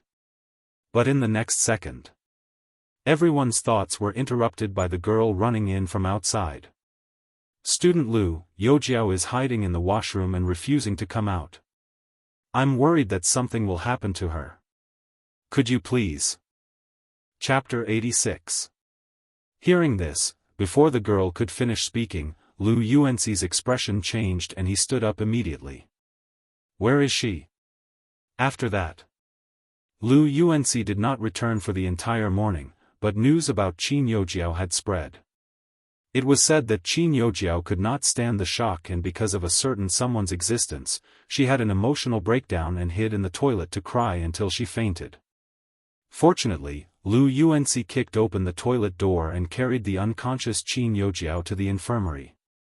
After that, even the school hunk, Cheng Zihui, rushed over immediately when he found out about this. Everyone could not help but be envious. This Qin Yojiao was holding the female lead script and was treated like a treasure by all the male idols. In the infirmary, Cheng Zihuai's handsome face darkened as he clenched his fists. "I knew it. This matter has something to do with Bei Yunj." Hearing Cheng Zihui say this, Lu Yuanxi could not help sneering coldly. "Cheng Zihui, you don't have to push the blame to my desk mate." "Why? Do you feel sorry for her?" Cheng Zihui looked at him coldly. It was not that he did not know that Lu Yuanxi's feelings for Qin Yojiao were different. But it was also his first time seeing him defend another girl. "No. I just think that you guys are very prejudiced against her." Lu Yuanxi's lips curled into a mocking smile. After glancing at him, he turned around and left. He and Cheng Zihui did not like each other to begin with and did not have the habit of saying goodbye before leaving. At this moment, Cheng Zihui gritted his teeth and sent a message to Bei Yunj. "Bei Yunj, you're really capable." These words could not hide his anger and sarcasm. But a few minutes later, she replied. "Do I need you to tell me that?" Instantly, Cheng Zihuai's expression darkened. Just as Cheng Zihuai's temper rose and he was about to settle the score with Bei Yunj, a weak voice suddenly sounded from the side. "Zihui, why are you here?" The ruthlessness in Cheng Zihuai's eyes dissipated and he looked at Qin Yojiao, his tone gentle. "Shouldn't I be here? Why didn't you take good care of yourself and did such a stupid thing?" Hearing this, Qin Yojiao could not help but cry. "My third brother and grandpa don't want me anymore. They've all changed. They only like Bei Yunj." After Qin Lang found out about Bei Yunj's scandal the day before yesterday, no matter what she said, he was certain that she had something to do with it. He even got someone to throw her things out and forbade her from staying at home. Later on, if Mother Qin hadn't rushed over, she wouldn't have known where to stay. After hearing Qin Yojiao's complaints, Cheng Zihui frowned unhappily. "Enough, Jiao, your third brother probably heard what Bei Yunj said. Don't worry, your third brother will definitely regret doing this." Qin Yojiao's tears flowed uncontrollably, making one's heart ache. "But I really don't know what to do now. Third brother has never treated me like this before." Cheng Zihui thought for a long time before a dark look flashed in his eyes. He hugged Qin Youjiao's shoulders and said with a comforting smile, "Do you only have third brother? Your third brother is the youngest and is easily deceived. But eldest brother and second brother are not people who are easily fooled. I heard that your second brother returned to the country today." "Really?" Qin Youjiao, who had been sobbing non-stop, now her eyes lit up. Her second brother, Qin Yu. Actually, she rarely saw him because Qin Yu had severed ties with his family and gone to the entertainment industry to develop his career. However, no one thought that in just 4 years, Qin Yu would become the popular best actor. Chapter 87. However, all along, Qin Yu would get whatever Qin Youjiao wanted to make her happy. Although he would also prepare a set for Bei Yunj, in the end, Qin Yu had the least relationship with Bei Yunj. After all, Bei Yunj had lived at home for more than 2 years and had only seen Qin Yu twice. "Then I'll ask second brother now when he will arrive at the airport. I'll go pick him up," Qin Youjiao said with a sweet smile. As long as she picked Qin Yu up in public, after Qin Yu's identity was exposed, everyone would still think that she, Qin Youjiao, was the most favored person in the Qin family. Soon, Qin Youjiao sent Qin Yu a message. "Second brother, can I pick you up from the airport? I have something to tell you." Pitiful emoji. After sending the message, Qin Youjiao did not receive Qin Yu's reply and thought that he was busy. However, in the afternoon, Bei Yunj received several messages. Why did you blacklist second brother? Second brother brought you a surprise. Do you want to play with second brother after school? Did second brother make you angry recently? I'm sorry, Second brother was wrong. Can you ignore me? Bei Yunj's eyelid twitched. Why was this Qin Yu even stranger than Qin Lang? In her impression, Qin Yu's tone when he spoke to Qin Youjiao was not so coaxing and coquettish. At this thought, Bei Yunj suddenly felt that these biological brothers did not fit their personas. However, Bei Yunj's impression of Qin Yu was the best among the 3 brothers. Perhaps it was because Qin Yu's attitude towards the original protagonist was considered gentle and kind. However, in the original novel, second brother's ending was the worst. He was rumored to have a fetish for children and ended up being disfigured by his own fans with sulfuric acid. Bei Yunj's eyes darkened, but she still replied, "I'm not free." The moment the message was sent, the person on the other end replied to Bei Yunj very quickly. "Then second brother will pick you up after school? I'll take you to eat something and then send you back, okay? Second brother won't disturb studies." Pitiful emoji. Bei Yunj's eyes twitched. After replying, she threw her phone into the drawer. "Up to you." At this moment, Qin Yu, who had just gotten off the plane, couldn't hide his happiness. He could not help but call Huashidu. Half a minute later, Huashidu answered the call, and a pleasant and faint voice sounded. "If there's nothing else, I'll hang up." Qin Yu was very happy and was already used to Huashidu's casual attitude. "Master Du, I'm back in the country. I reckon that in 2 days, my will follow me home. I've really troubled you all this time." There was no response from the other end of the phone. He didn't know if the signal was bad. Suddenly, the man's voice sounded again. His light tone was even more magnetic in the weak current. Did the child agree? Qin Yu's expression froze, but he quickly smiled and said, "Of course." Who knew? The man on the other end of the phone sneered and hung up. Qin Yu? Was he being mocked? The exit passageway. Outside, the fans had already gathered so tightly that not even a drop of water could leak out. It was only when a handsome man walked out that the screams of the fans continued for a long time. Qin Yu was wearing a white t-shirt that was casually tucked into his black pants. It accentuated his broad shoulders and narrow waist, and his figure was extremely proportionate. Chapter 88. What made the fans scream the most was, the man's well-defined hand was fair and slender. There were black English words tattooed on the inside of his forearm, and the paper bag he was carrying contained a teddy bear. Why did this scene look a little doting? Ah, I'm gone. Qinyu, are you in a relationship? Hubby, what's wrong with the teddy bear? Are you having an affair? This man's cold look when he's not flirting with me is also amazing. Hearing the screams, Qinyu's thin lips curled up. This teddy bear? I used it to protect my little princess. With that said, the entire venue was about to explode. However, before he could anger his fans, Qinyu chuckled. She's my biological sister. With this, the fans' attitude changed positively. Hubby, when can I see our sister? Hubby's sister must be very pretty too. Sister doesn't need a teddy bear. Sister needs a boyfriend. At this moment, Qinyu was used to the first two sentences, but the last sentence almost made Qinyu lose his balance. He smiled and turned to look at them. No, she doesn't need it. After school. Qinyu looked at the message on her phone anxiously, waiting for Qinyu's reply. She had called Qinyu several times just now, but she couldn't get through.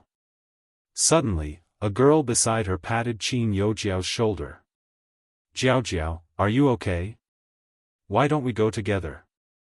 Qinyujiao glanced at the female classmate and remembered that she was Qinyu's fan. A dark look flashed past her eyes. Okay. Qinyujiao put her phone back into her pocket and asked casually, I heard that Qinyu returned today. Yes, he arrived at noon today. It's a pity that I can't pick him up from the airport when I go to school. The girl sounded disappointed, but a moment later, she said enviously, however, I heard from the sisters at the front line that Qinyu said he has a younger sister today. He even brought his sister a teddy bear. I'm jealous. Hearing this, Qinyujiao was a little surprised, but the corners of her lips couldn't help but curl up. It was probably a gift from second brother again. Qinyujiao patted her shoulder. Alright, if you really like him a lot, then let's go. I'll see if I can get you an autograph. Really? Jiao, you're really a beautiful and kind fairy. The girl's eyes lit up with excitement. I won't lie to you. Qinyujiao smiled confidently. Subsequently, when Qinyujiao and the girl reached the door, Qinyujiao saw a familiar figure. Although she was wearing a mask, she recognized her at a glance. It's second brother. Qinyujiao couldn't help feeling excited, but she pretended to be calm on the surface as she walked towards Qinyu with a smile. No wonder he didn't reply to her messages. He was here to pick her up.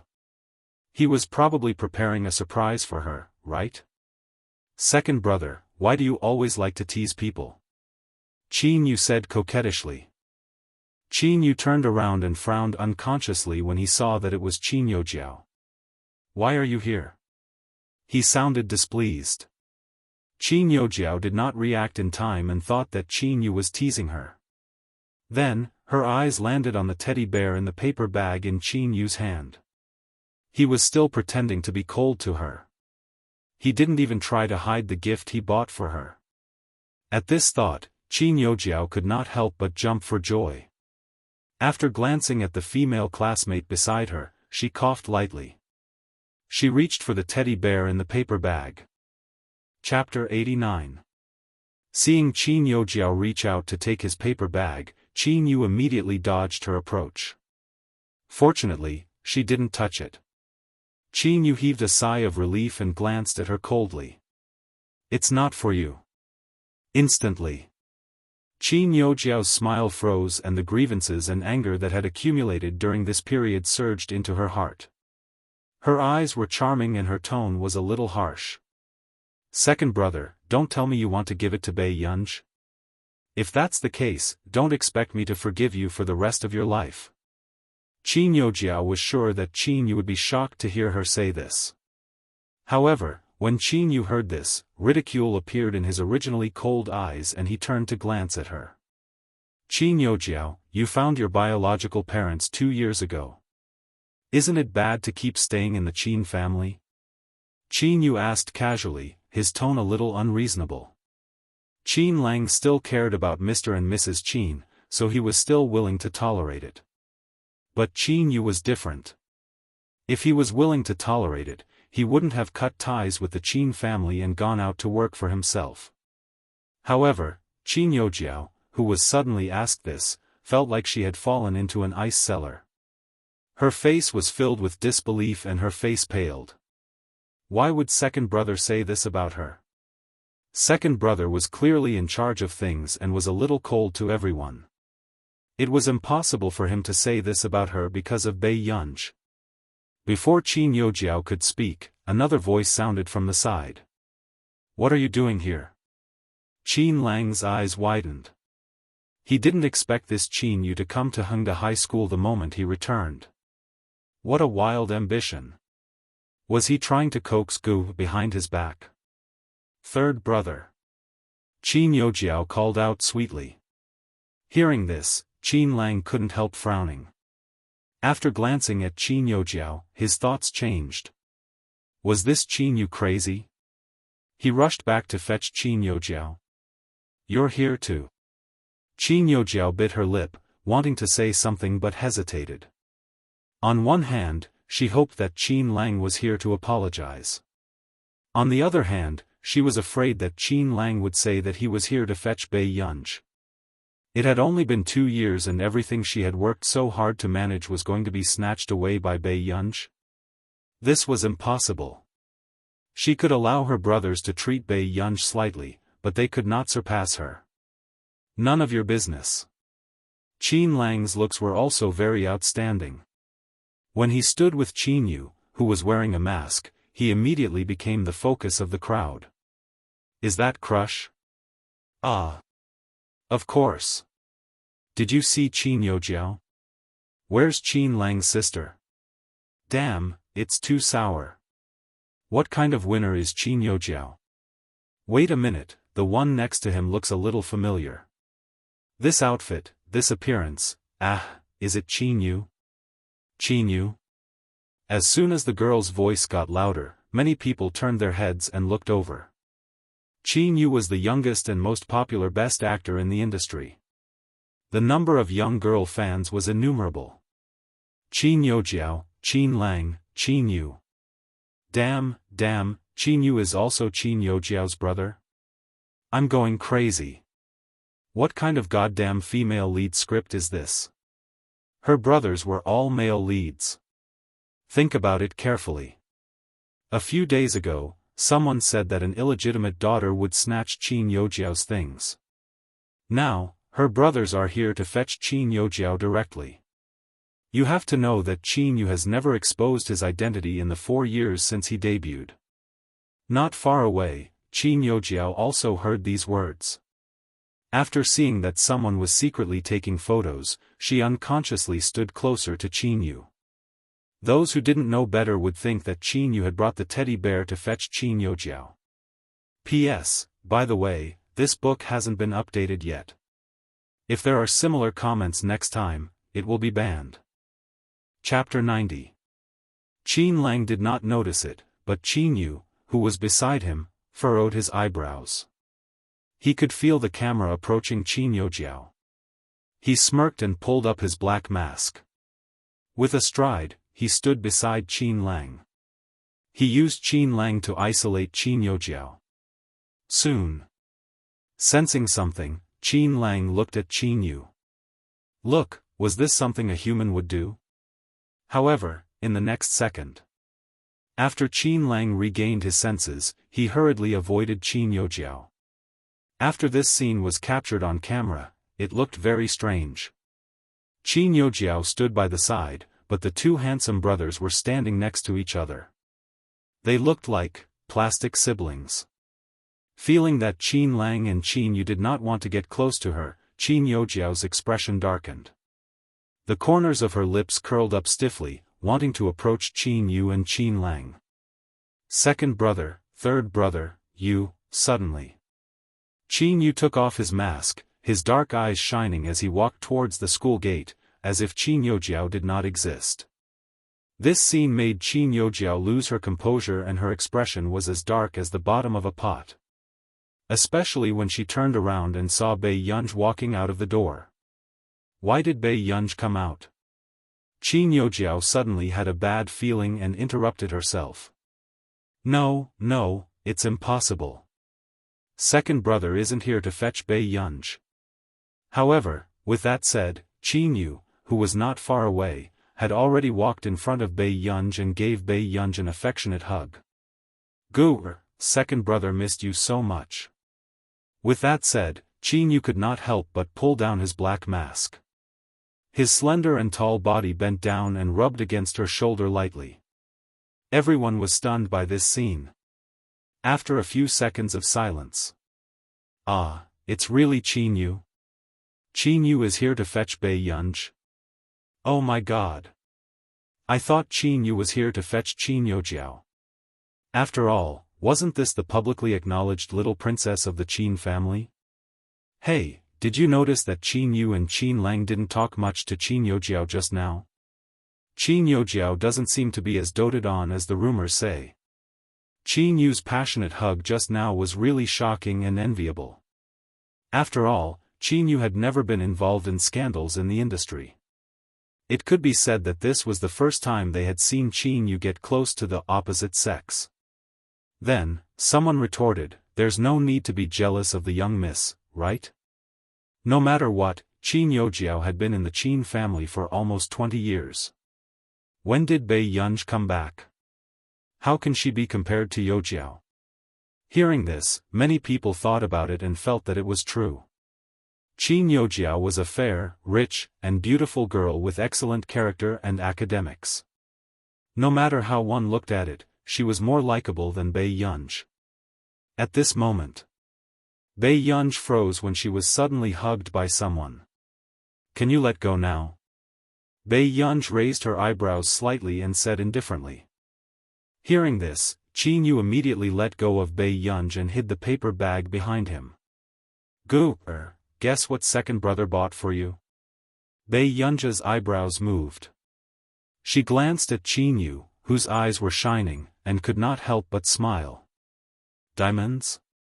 Qin Youjiao had a hobby of collecting diamonds, so Qin Yu would often buy these for Qin Youjiao as gifts. However, he had never lacked the original protagonist. However, a straight man like Qin Yu did not seem like he would pay attention to what a girl liked.